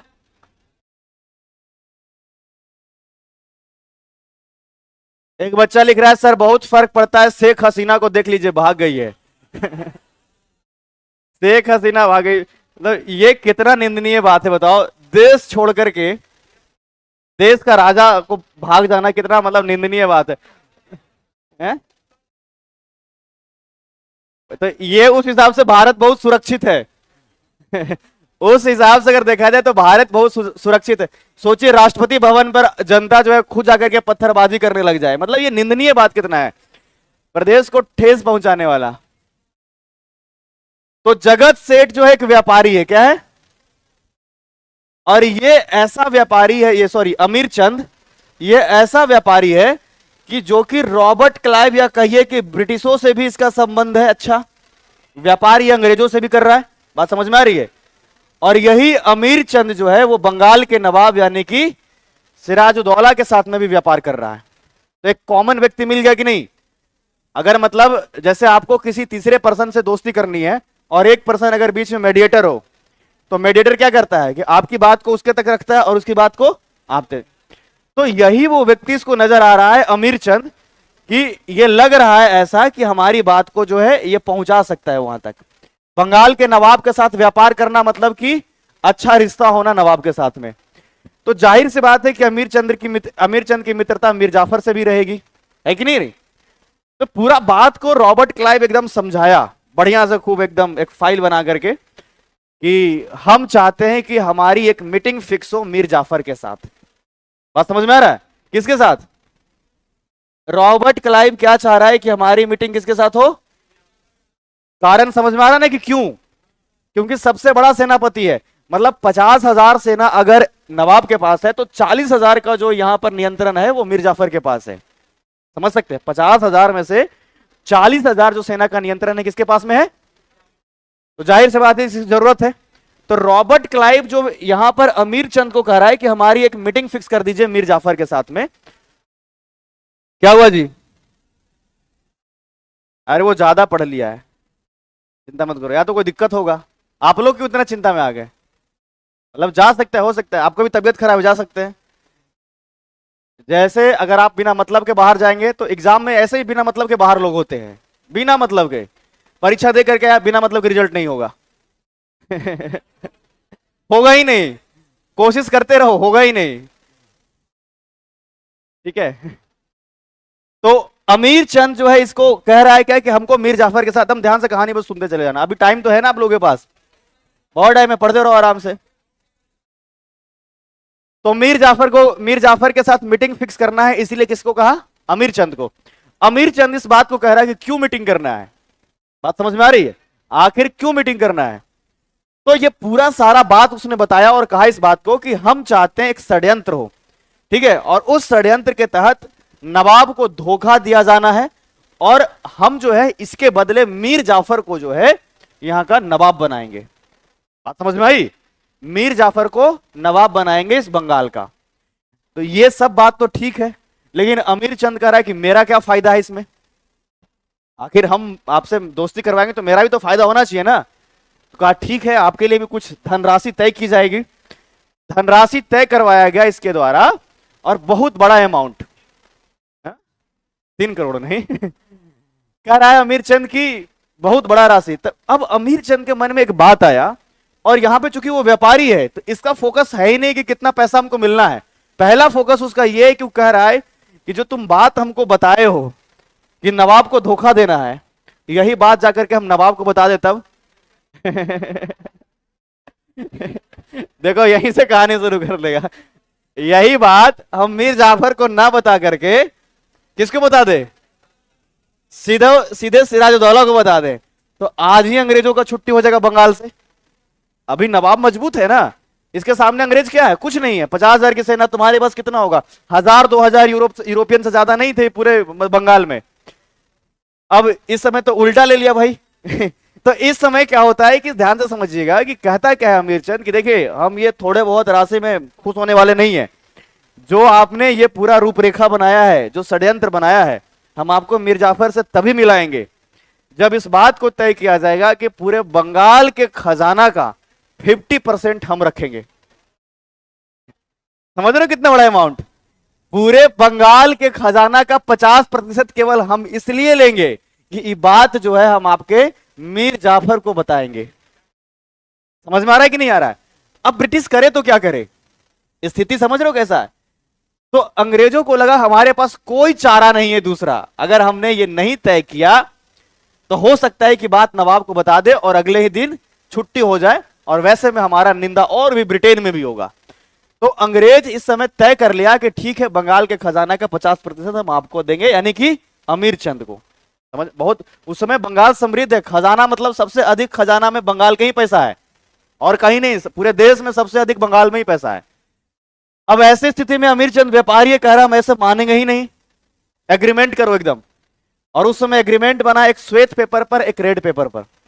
2 एग्रीमेंट बना था, एक श्वेत पत्र निकला, एक लाल पत्र निकला, और दोनों पर जो है गवर्नर का सिग्नेचर रहा बराबर। हालांकि सिग्नेचर इसने गलत किया था दूसरे वाले पे, और इसमें तय किया गया कि अमीर चंद को दिया जाएगा बंगाल के खजाना का 50%। और तब मीटिंग फिक्स की गई है इधर अमीर चंद के द्वारा मीर जाफर का और रॉबर्ट क्लाइव का। रॉबर्ट क्लाइव खुद बहुत प्रेशर में, इधर से समझ सकते हैं आप कि अगर बात नहीं बनी तो समझ लीजिए कि अंग्रेजों का छुट्टी भी हो सकता है भारत से। अब मीर जाफर के साथ कितना लाइट इन लोगों का दोस्ती हुआ है, जरा ध्यान से देखिएगा। मीर जाफर से मुलाकात हुई, जैसे बोलते हैं ना चाय पर मिलते हैं, ऐसा। और इस मुलाकात में रॉबर्ट क्लाइव बात करते करते, जब 15-20 मिनट बात हुआ है, आधे घंटे बात हुई, तो बात में क्या कहा गया कि मुझे बंगाल का जो असली नवाब का जो पर्सनैलिटी दिखता है ना, वो आप ही के अंदर है। किसको कह रहा है? मीर जाफर को। और मीर जाफर ऐसे में क्या कहे? मीर जाफर क्या कहे? नहीं नहीं, हम तो सेनापति ही ठीक है, नवाब तो नवाब। अरे कितनों घर में लड़ाई रहता है तो सामने से थोड़े ना कोई बेइज्जती करता है घर वाले का। जैसे कि पिताजी और पुत्र के बीच में अगर किसी तरीके का कोई कॉन्फ्लिक्ट है, कोई बाहरी व्यक्ति आकर के कहे कि पिताजी आपके से ज्यादा बुद्धिमान आप ही लगते हैं, तो ना पिताजी ठीक है, वही मालिक ठीक है, यही तो कहोगे ना। तुरंत थोड़े ना कहने लग जाओ कि वो ठीक नहीं है। पहली मुलाकात में थोड़े ना कोई कहता है। हालांकि कॉन्फ्लिक्ट तो आपका चलता ही है, मन में नहीं चलता है? कई बार घर में पापा साहब बोले कि नहीं हम ये करना चाहते हैं, तो बोले नहीं नहीं यही करो। आप पुराना जमाना के आदमी, आपको क्या पता कि कौन सा कोर्स में कितना लाभ है। ये हमेशा से चलता है, खासकर लड़कों के साथ में तो जरूरी है चलना। पैसा मांग रहे हैं आप 10,000, मिलेगा 5,000 ये अलग एक हर महीने का समस्या है ये तो हर महीने का। तो मीर जाफर कह रहा है नहीं, नवाब साहब ही ठीक है, हम ऐसे ही ठीक है। तो बोले नहीं नहीं आप ठीक है। मीर जाफर को कह रहा है कि नवाब की पर्सनालिटी आप ही के अंदर है, अगर आप चाहें तो नवाब बन सकते हैं और आपको कुछ करना ही नहीं पड़ेगा। ये लाइन बोल करके मीटिंग को जो है डिस्क्लोज कर दिया गया। आखिरी लाइन क्या है समझ पा रहे हो आप? कि अगर आप चाहे तो नवाब बन सकते हैं, आपको कुछ करने की जरूरत नहीं है, वहां से डिस्क्लोज।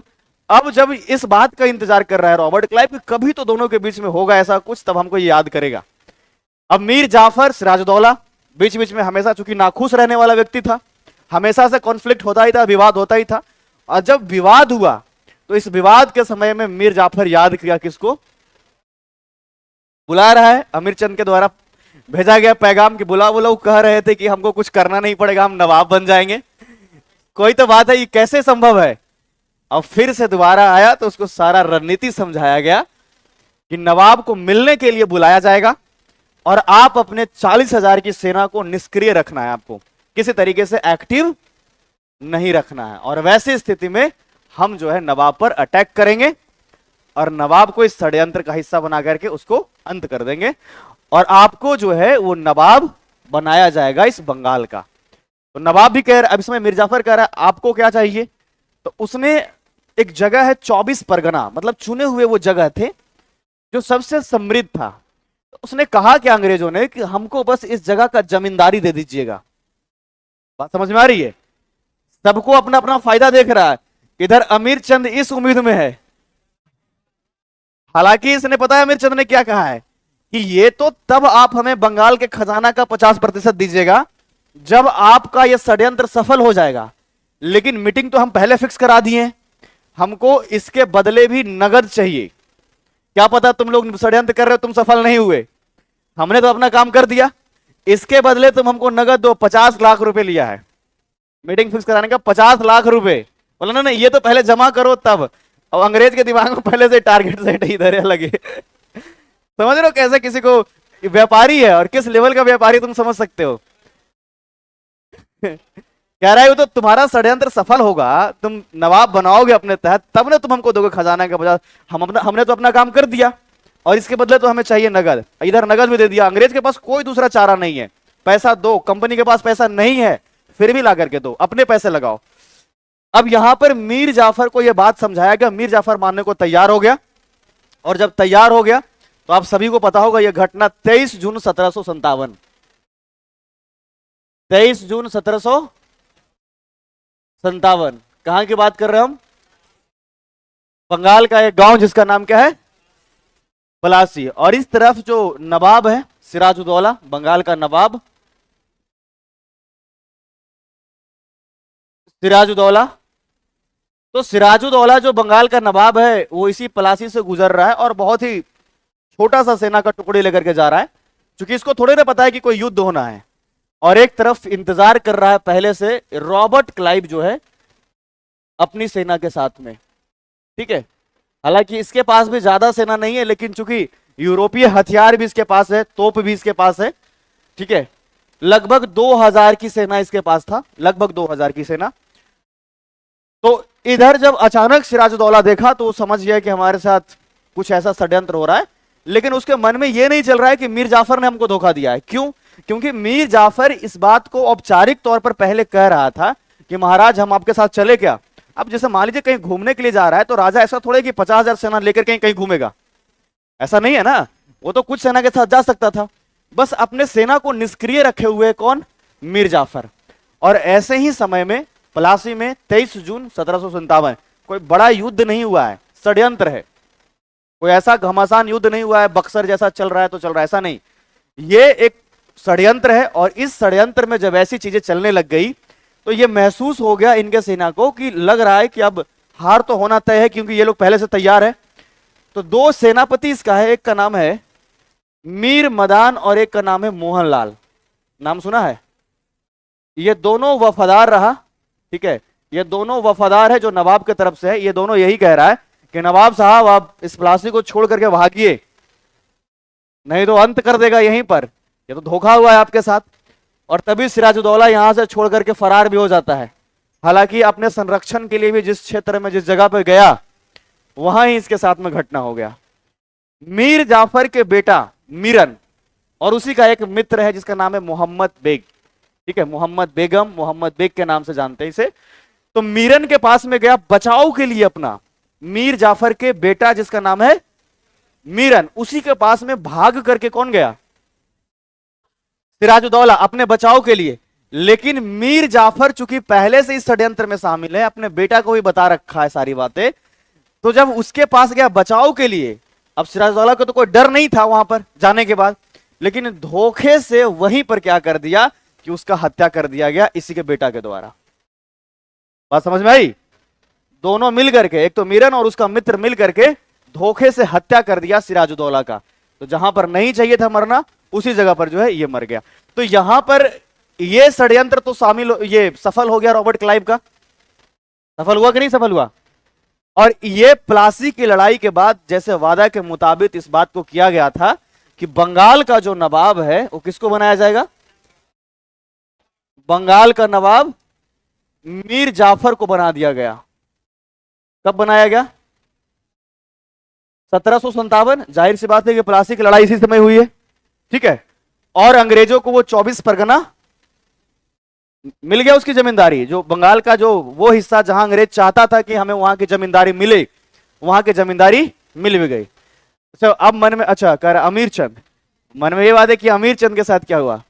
अंग्रेज तो केवल इसी बात का इंतजार कर रहा था कि कब सिराजुद्दौला का अंत हो कि हम इसका भी अंत करें।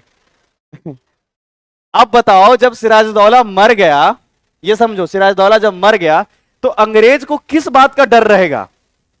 अरे डर तो इसी के कारण था ना कि कहीं इसको जाकर के वो बात ना बता दे। अब जब सिराजुद्दौला मर गया तो डर किस बात का? मीर जाफर तो अपने ही पक्ष का व्यक्ति है, अब जिसको नवाब बनाया है, तो डर खत्म। तो डर खत्म, तो इस समय क्या किया गया कि सबसे पहले जो है अमीर चंद का अंत किया गया, इसी को मार दिया। और चाहिए 50% बंगाल है। अरे ब्रिटिश कम समझदार थोड़े है, बात समझो। वो तो डर क्यों रहा है? सिराजुद्दौला से डर रहा था ना केवल।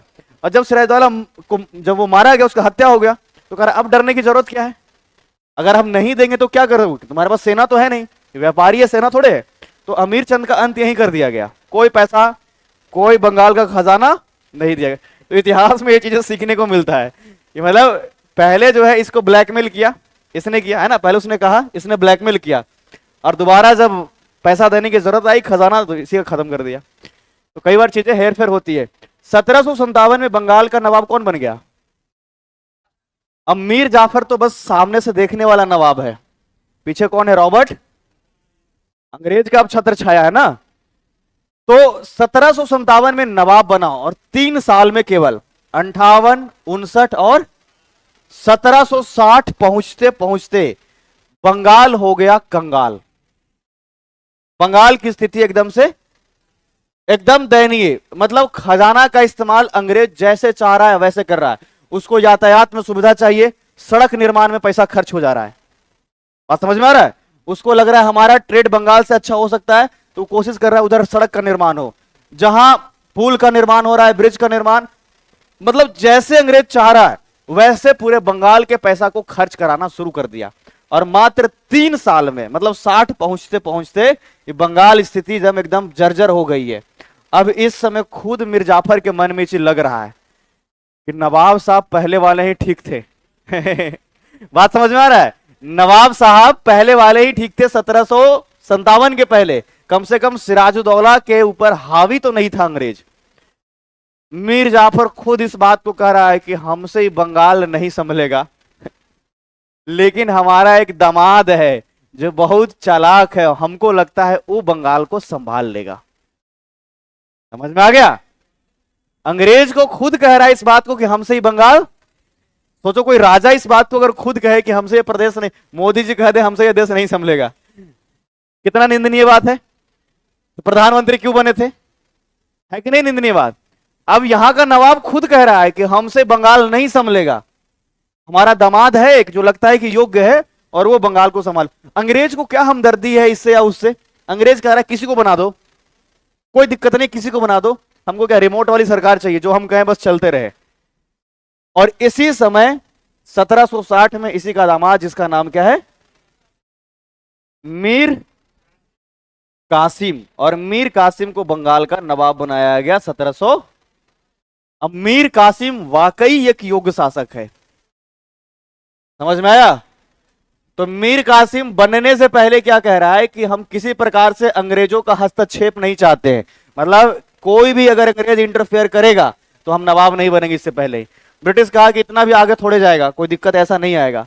1760 में ये नवाब बना और मीर कासिम इस बात को चूंकि जान चुका था कि जब तक अंग्रेज रहेगा इस बंगाल में किसी नवाब को कभी पनपने नहीं देगा, तो सबसे पहले अंग्रेजों से दूरी बनाओ। बात समझ में आ रही है? तो यहां का जो राजधानी था पहले से मुर्शिदाबाद था। कहां था राजधानी? और मुर्शिदाबाद में पहले से अंग्रेज का बोलबाला था। समझ में आ रहा है कि नहीं समझ में आ रहा? जैसे मान लीजिए कोई भी एडमिनिस्ट्रेशन जहां पर मजबूत है, जाहिर सी बात है कि दंगा फसाद वहां रिवोल्ट उतना कम होगा। जैसे अगर बिहार की राजधानी पटना है तो पटना में सबसे कम होना चाहिए, क्योंकि सबसे दुरुस्त जो रहेगा प्रशासन इसी पटना में रहेगा। तो पहले से जो राजधानी था, कैपिटल था, वो बंगाल का कहां था? मुर्शिदाबाद। तो मुर्शिदाबाद में जो है अंग्रेजों का बोलबाला खूब था। तो मीर कासिम इस बात को समझ लिया है कि जब तक ये मुर्शिदाबाद में हम रहेंगे, कोई भी नया काम करेंगे अंग्रेज हस्तक्षेप करेगा। बात समझ में आ रही कि नहीं आ रही है? तो इसने राजधानी को ही ट्रांसफर करके मुंगेर कर दिया। मुंगेर कर दिया तो ये राजधानी कैपिटल कहां से कहां हो गया? राजधानी की बात करें, अगर कैपिटल की बात करें तो कहां से कहां हो गया? मुर्शिदाबाद से मुंगेर कर दिया। कारण समझ रहे हैं कि अंग्रेजों के हस्तक्षेप से ये सारे प्रश्न पूछे गए हैं बीपीएससी में, ठीक है, कि आखिर राजधानी को परिवर्तन क्यों किया गया है? तो अंग्रेजों के हस्तक्षेप से हालांकि इसके पहले भी अली वर्दी खां जो है उसने राजधानी बदला था। पहले राजधानी बंगाल का ढाका होता था। समझ में आ गया? तो ढाका से पहले कहां हुआ था? ढाका से अली वर्दी खान ने कहा किया था, और मुर्शिदाबाद से मीर कासिम ने कहा किया। राजधानी बदलने तक तो उतना दुख तकलीफ नहीं हुआ अंग्रेजों का। दुख असली तब हुआ, समझ रहे हो, जब इसी मुंगेर में बंदूक का फैक्ट्री लगा दिया। इसी मुंगेर में मीर कासिम ने बंदूक और बारूद की फैक्ट्री लगा दी। समझ में आ रहा है? मतलब गन फैक्ट्री बनाए गए, इसी मुंगेर में बंदूक की फैक्ट्री लगाई गई। बंदूक की फैक्ट्री लगाई गई। अब अंग्रेज को लगने लग गया कि आखिर ये जो बंदूक और बारूद बना रहा है इस्तेमाल कहां करेगा? समझ में आ रहा है? इस्तेमाल कहां करेगा? इसी के ऊपर ना, मतलब अंग्रेज के ऊपर, क्योंकि विरोध में तो वही है। तो अंग्रेज को लगने लगा ये हाथ से निकल रहा है लगता है ज्यादा। अच्छा, इसी समय मीर कासिम दो परिवर्तन और भी किया। कहा कि जितना दुर्गीकरण है, घेराबंदी है ना, उसको रोक लगा दो आप। अंग्रेज को कह रहा है क्या कि तुम्हारे जितने किले हैं, फैक्ट्री है, इस पे तुमको खुद जो है सिक्योरिटी के लिए यहां नहीं सोचना है, तुमको खुद घेराबंदी नहीं करना। क्योंकि कई बार ऐसा हुआ है कि कई जगह पर अंग्रेजों का जो फैक्ट्री रहता था, जो व्यापारिक कोठी जिसको आप बोलते हो, वहां पर जब वो घेराबंदी कर रहा है तो सुरक्षा के तौर पर कई राइफलधारियों को रखता था। समझ रहे बात को? जैसे कोई कंपनी मान लीजिए अंग्रेजों का यहां पर है, तो रखना उसको चाहिए 50, रखेगा 500 राइफलधारी सुरक्षा में इस कंपनी का। अब उसमें समस्या क्या था, जरा ध्यान से समझिएगा। समस्या यह था कि वहां पर राजा की सेना खुद कमजोर है उस कंपनी की सेना से। समझ रहे हम क्या कह रहे हैं?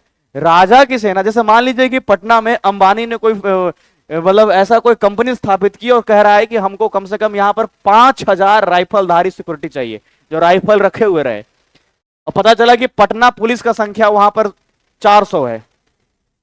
पटना पुलिस का संख्या 400 है और अंबानी जी के कंपनी में 1000 राइफलधारी है, मान लीजिए इस रेशियो में। और एक बार अंबानी जी के कोई मान लीजिए कि गार्ड है या फिर सिक्योरिटी वाला है, बिना हेलमेट के गुजर रहा है रोड से, और उसको रोकवा दिया पटना पुलिस, कह रहा है हेलमेट पहन के आओ। तो कह रहा है हम हेलमेट तो नहीं पहनेंगे, राइफल तो हमारे पास भी है। समझ में आ रहा है? तो दोनों तरफ से पटना पुलिस बुलाएगा 400 पुलिस को, तो ये बुलाएगा कितना, उसको वापस जाना पड़ेगा कि नहीं जाना पड़ेगा? तो अंग्रेज ऐसे ही दिमाग लाता, तो घेराबंदी बहुत करता था। जहां पर देखा कि हमारी कंपनी है, यहां पर देखा नवाब के पास अगर एट द टाइम 500 अगर वहां पर सेना है, तो हम कम से कम वहां पर 1000 रखेंगे। तो ये घेराबंदी पर रोक लगा दिया कौन? मीर कासिम। कहा ना ना, सुरक्षा के लिए आप जिम्मेदार नहीं है, हम जिम्मेदार हैं, आप चिंता मत करिए, हम सुरक्षा देंगे आपके कंपनी को। अंग्रेज को पहला चुभा। दूसरा कि टैक्सेशन में हम कोई कमी नहीं करेंगे। टैक्स तो आपको देना ही पड़ेगा, अगर आप ट्रेड करना चाहते हैं, व्यापार करना चाहते हैं, तो टैक्स तो देना ही पड़ेगा। फिर अंग्रेज को चुभने लग गया, घेराबंदी पर भी रोक, टैक्स भी देना है, राजधानी भी हो गया मुंगेर, और मुंगेर में हमने लगा दिया बंदूक की। अब नहीं लग रहा कि चुभने लग गया अंग्रेज को, और यही चुभने के कारण 1763 में इसको कहा कि विदा लीजिए आप। क्योंकि समझिए अंग्रेज के हाथ में ये कैसे है पावर, क्योंकि गवर्नर बने हुए पीछे वो औपचारिक तौर पर वो चाह रहा है कि वो बदल दे। जैसे देखिए राज्य में मुख्यमंत्री आपके वास्तविक प्रमुख है, लेकिन मुख्यमंत्री को नियुक्त कौन कर रहा है? गवर्नर ही तो कर रहा है ना। गवर्नर आपके सामने किसी बात का जिम्मेदार नहीं है, लेकिन परिवर्तन कर सकता है। बात समझ में आई? और यहां पर अंग्रेजों ने 1763 में नवाब के पद से हटा दिया किसको? मीर। अंग्रेज इस बात को सोच रहा है कि इससे बढ़िया तो मीर जाफर था, कम से कम जो कहते थे वो, बंगाल की स्थिति भले ही जर्जर हो जाए लेकिन जो कहते थे वो। और दोबारा जो है बंगाल के नवाब बना दिया गया 1763 में किसको? मीर जाफर को। आगे चल करके 2 साल के बाद इसकी मृत्यु हो गई, और दूसरी बार जब बना तो 1763 से 1765 तक ही रहा, और 1765 तक ये रहा आपका मीर जाफर दूसरी बार। इसके बाद इसी का बेटा है जिसका नाम है नजमुद्दौला। क्या नाम है?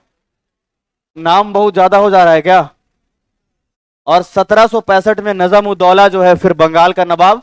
और 1765 में एक घटना हुआ है जो आप जानते होंगे, इलाहाबाद की संधि हुई है ना।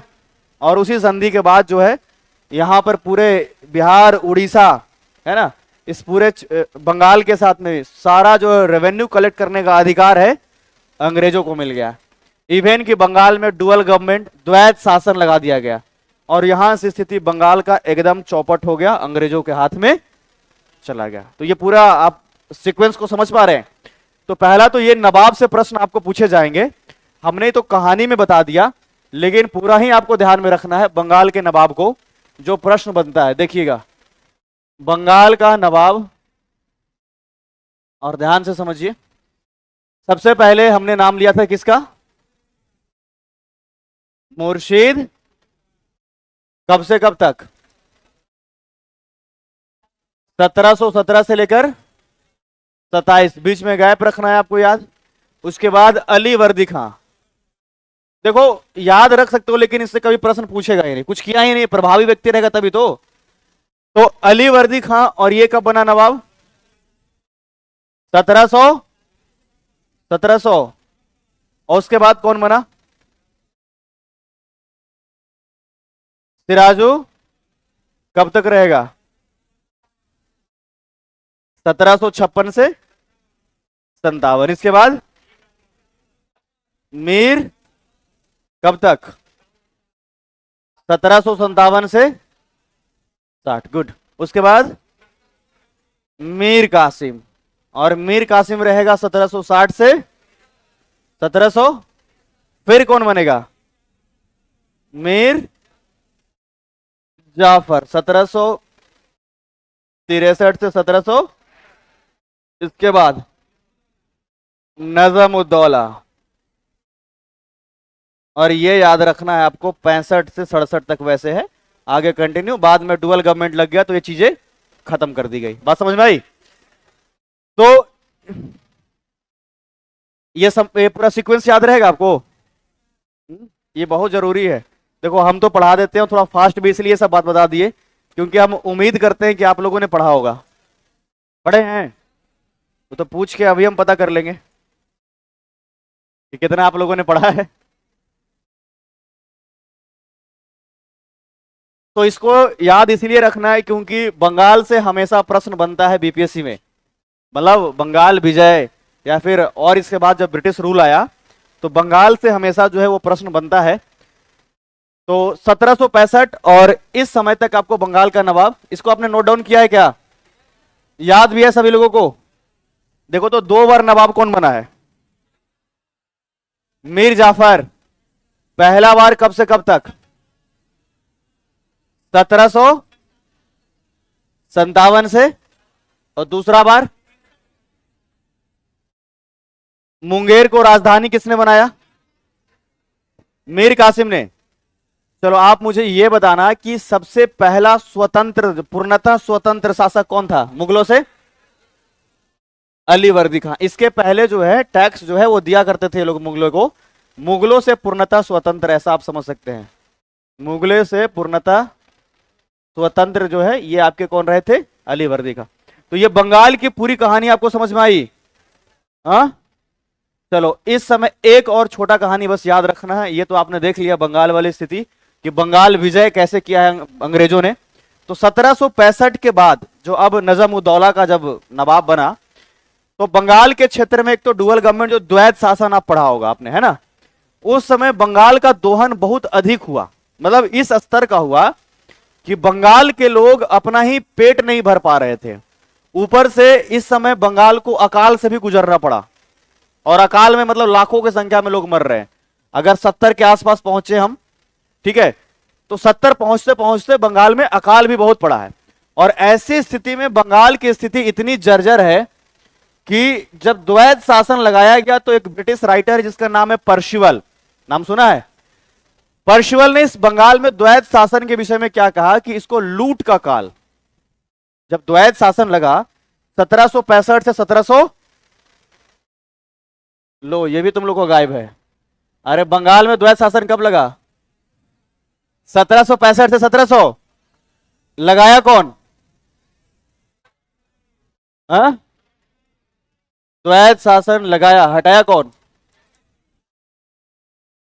वॉरेन हेस्टिंग 1772 में।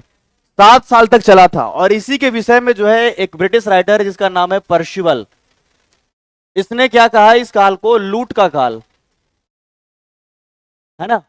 कहा कि बंगाल को एकदम से लूटा गया है इस समय, हर तरीके से शोषण।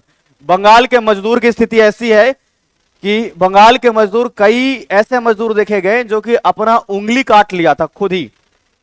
जो कपड़ा के फैक्ट्री में काम करता था, पूरा दिन काम करके अपने परिवार का पेट नहीं भर पा रहा था, तो कहा इससे बढ़िया हमारा हाथ ना रहे, अपना उंगली काट लिया। ऐसी स्थितियां बना दिया था अंग्रेजों ने। समझ में आ गया? मतलब बहुत काम करना और आपको बहुत कम पैसे दिए जाएंगे। और एक अकाल वाली स्थिति भी आगे चल करके आ गई, तो बंगाल की स्थिति खत्म। और यहीं से जो है अंग्रेजों का जो है पहले तो अप्रत्यक्ष और फिर प्रत्यक्ष नियंत्रण हो गया, क्योंकि टैक्स भी अब अंग्रेज ही वसूलेगा, है ना, इलाहाबाद की संधि के बाद। अब अगर थोड़ा सा देखें हम परिवर्तन को, तो एक घटना हुआ है ठीक इसी के पहले 1764 में, है ना। 1764 में जो घटना हुआ है बक्सर की लड़ाई के रूप में आप जानते हैं, है ना। 22 अक्टूबर 1764, 22, 23 और 24 तीनों दिन, लेकिन आपको ऑप्शन में एक ही मिले। कंफ्यूज बिल्कुल नहीं होना यार, कई बार इतिहास में ऐसे डेट मिलेंगे। यहां पर किताब में आपने पढ़ा होगा 23 अक्टूबर भी कई जगह पे, ठीक है। तो 22 अक्टूबर 1764, और इस दिन आप बैटल ऑफ बक्सर, बक्सर की लड़ाई, है ना, बैटल ऑफ बक्सर। और इसमें आप देखते हैं कि इस समय 1764 की स्थिति ऐसी है कि जब 1763 में मीर कासिम को यहां से बंगाल के पद से हटाया गया था, तो यही मीर कासिम 1763 में हटाया गया। तो 1763 में जब बंगाल को छोड़ा था मीर कासिम, तो पहले वो अवध गया। कहां गया? और अवध में यहां के जो शासक है उसका नाम है शुजा-उद-दौला। क्या नाम है? तो मीर कासिम को बंगाल के नवाब के पद से हटाया जाना 1763 में, ठीक है। और इनका कहां जाना? और शुजा-उद-दौला के पास जाकर के, बहुत सारा नाम तो नहीं लग रहा है ना आपने, मैं ये सोच के चल रहा हूं कि कई बार आपने पढ़ा है, पहले पढ़ा है ना, नया नाम लगना नहीं चाहिए। समझ में आ गया कि नहीं? नहीं तो इन लोग के और पीछे जाएंगे तो और नाम आ जाएगा। बचाव कर रहे हैं आप लोगों का कुछ लोगों के साथ में कि मतलब ये नाम तो जरूरी नहीं है, तो बताने की आवश्यकता नहीं है। तो अवध के शासक के पास कौन गया? मीर कासिम। तो वहां पर क्या कह रहा है कि हमें आपकी आवश्यकता है और हम चाहते हैं कि पूरे बंगाल से ही नहीं, पूरे देश से अंग्रेजों को भगाया जाए। अवध के शासक भी इस बात को समझ गया था कि जब तक अंग्रेज इस देश में रहेगा तब तक समस्या को झेलना पड़ेगा। तो अवध तैयार है, और अवध की जरूरत इसलिए अधिक है क्योंकि अवध के पास लाखों की संख्या में सैनिक है, लगभग 1 लाख सैनिक है। कितना? इतना तो काफी है लड़ने के लिए अंग्रेजों से। तो अवध के शासक इस बात को कहें, इसी समय क्या होता है कि उसने कहा कि हम मुगल शासक से भी अपना एक वैचारिक जो है अपना साझा कर लेते हैं, और उनका भी अगर योगदान रहा तो और अच्छी बात है। तो मुगल शासक जो इस समय है शाह आलम द्वितीय, मुगल शासक कौन है? शाह आलम।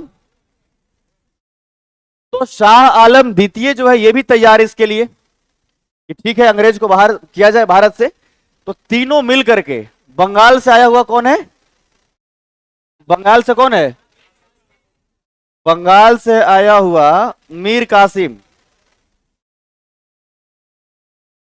अवध से कौन है? सूजा उद्दौला। और मुगल शासक कौन है? मुगल शासक शाह आलम द्वितीय। शाह आलम द्वितीय तीनों मिल गया एक साथ में। अच्छा ये बताओ, अगर हम बात करेंगे 22 अक्टूबर 1764 का, इस समय जो है बंगाल का नवाब कौन रहेगा? अरे बंगाल का नवाब कौन रहेगा? मीर जाफर है, ठीक है। इवन कि इस समय गवर्नर भी अभी रॉबर्ट क्लाइव नहीं है, वापस ट्रांसफर होकर चला गया है एक व्यक्ति जिसका नाम है वेंसीटाट। क्या नाम है? अभी बीच में ब्रेक लगा हुआ है रॉबर्ट क्लाइव का, दोबारा आएगा 1765 में, समझ में आया? 1765 में इलाहाबाद के संधि के समय दोबारा रॉबर्ट क्लाइव का एंट्री होगा, अभी गायब है। तो अगर कहा जाए आपको गवर्नर कौन है, तो गवर्नर आपके हैं वेंसीटाट। और अगर कहा जाएगा इस समय बंगाल का नवाब कौन है, बंगाल का नवाब कौन है? मीर जाफर, लड़ाई के समय में। तो इस समय बक्सर की लड़ाई, जिसका कल्पना नहीं किया था अंग्रेजों ने कितना जबरदस्त जंग होने वाला है, अंग्रेज एकदम डरा सहमा है, उसको लग रहा है कि इस बार तो छोड़ना ही पड़ जाएगा। अब सोचिए ना, अचानक से इतना बड़ा युद्ध कोई सामने आ जाए, तो अंग्रेज इस बात का चुनाव कर रहा है कि सेना का नेतृत्व कौन करेगा। बात समझ में आ रही है? बड़ा, अब समझ लीजिए कि अगर कोई बड़ा युद्ध कहीं पर है तो सेना का नेतृत्व करने वाला व्यक्ति भी कुछ खास होगा। अंग्रेज पहले से डरा सहमा है, कितना बड़ा युद्ध की पृष्ठभूमि बन चुका है। तो इस तरफ जो अगर अंग्रेजों की बात करें, ब्रिटिशों की बात करें, तो हेक्टर मुनरो जो है इसका नेतृत्व करने वाला है। कौन है? Hector Munro. अब सोच लीजिए कि कितना दबाव रहा होगा अंग्रेजों के ऊपर। 3 बड़ी शक्तियां, और उसमें सुजाउद्दौला के पास कितना सेना है? 1 लाख। इन लोगों का सेना सब मिला जुला करके 10-15 हजार होते होते सिमट गया। एक तरफ मान लीजिए कि 15,000 सेना और एक तरफ 1 लाख। 22 अक्टूबर 1700, बिहार का बक्सर जिला, बक्सर का मैदान में अगर आप अभी भी जाएंगे तो आपको पूरा प्रॉपर लिखा हुआ तमाम चीजें मिलेगा कि एक तरफ ये तीनों सेना, ठीक है, बात समझ में आ रही है कि नहीं आ रही है? तो एक तरफ ये तीनों सेना, बंगाल के मीर कासिम, अवध के सुजाउद्दौला और मुगल शासक शाह आलम द्वितीय, और एकदम जबरदस्त जंग। और एक तरफ सोचिए कि 10-15 हजार सेना और एक तरफ 1 लाख। मतलब स्टार्टिंग में इन लोगों के पास कॉन्फिडेंस इतना है कि इन लोग कह रहा है कि अंग्रेज के ये छोटा सा सेना से लड़ने के लिए अस्त्र शस्त्र के क्या जरूरत है, इन लोगों तो मुक्का मुक्का मारेंगे जो सब चौपटे हो जाएगा। अरे कई बार होता नहीं है, कई बार प्लेयर जैसे भारत को खिला दिया जाए बरमूडा से, तो कहता है कि इन लोगों से लड़ने के लिए सीनियर खिलाड़ी को भेजने की जरूरत, ये सब जूनियर को भेजो, यंग वाले को भेजो कि वो ही लोग जीत करके आ जाएगा। तो यहां पर बक्सर में मतलब ऐसी ही बनी हुई है भावना कि इतना बड़ा, इतना छोटा सेना से लड़ने के लिए हम लोग को जरूरत क्या है अस्त्र शस्त्र का। लेकिन जो अंग्रेज है इसके पास में आधुनिक हथियार है, तोप रखे हुए हैं ना ये लोग तोप को एकदम आगे किए हुए हैं, और ये लोग ट्रेडिशनल तरीके से लड़ेंगे, हाथी को आगे करेगा। समझ में आया कि नहीं आया? और जब लड़ाई की शुरुआत हुआ तो हाथी जैसे ही नजदीक आ रहा है, इधर तोप चलाना जब शुरू किया इन लोगों ने, तो तोप का जब इधर से गोला जा रहा है तो हाथी भी तोप का आवाज सुन के पगला गया। सब कह रहा तो हम पहली बार सुने हैं ऐसा। समझ में आ रहा है कि नहीं? हाथी के लिए भी तो नया था ना, वो भी लड़ाई करने जब जा रहा है बार बार, तो देख रहा है बार बार कि कैसा चीजें है। और ऐसी स्थिति बनी यहां पर कि सारा हाथी जब पगलाया तो उसी के सेना को कुचलना शुरू कर दिया, और पूरा सेना में भगदड़। और भगदड़ के बाद अंततः क्या होता है यहां पर समझिएगा कि इसमें हेक्टर मुनरो की जीत हो गई, आधुनिक हथियार के कारण, तोप रहने के कारण।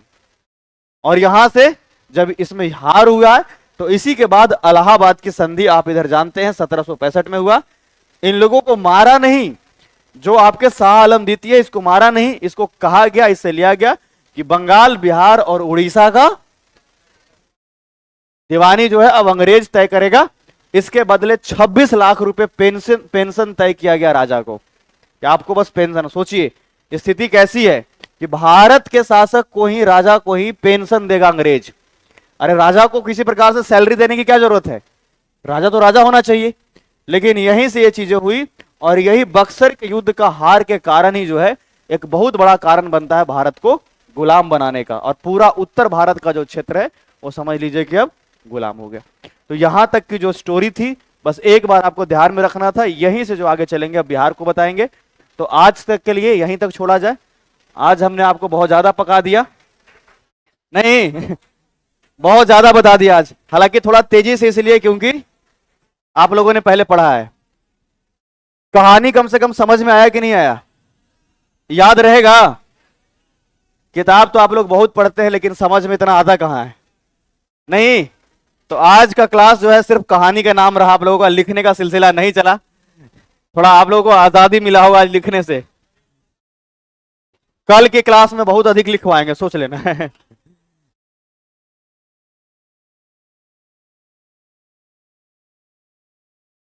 चलिए, एक बच्चा कह रहा है आज ही इतिहास खत्म कर दीजिए आज नहीं खत्म होगा, हमारे लिए आसान है, आपके लिए नहीं है।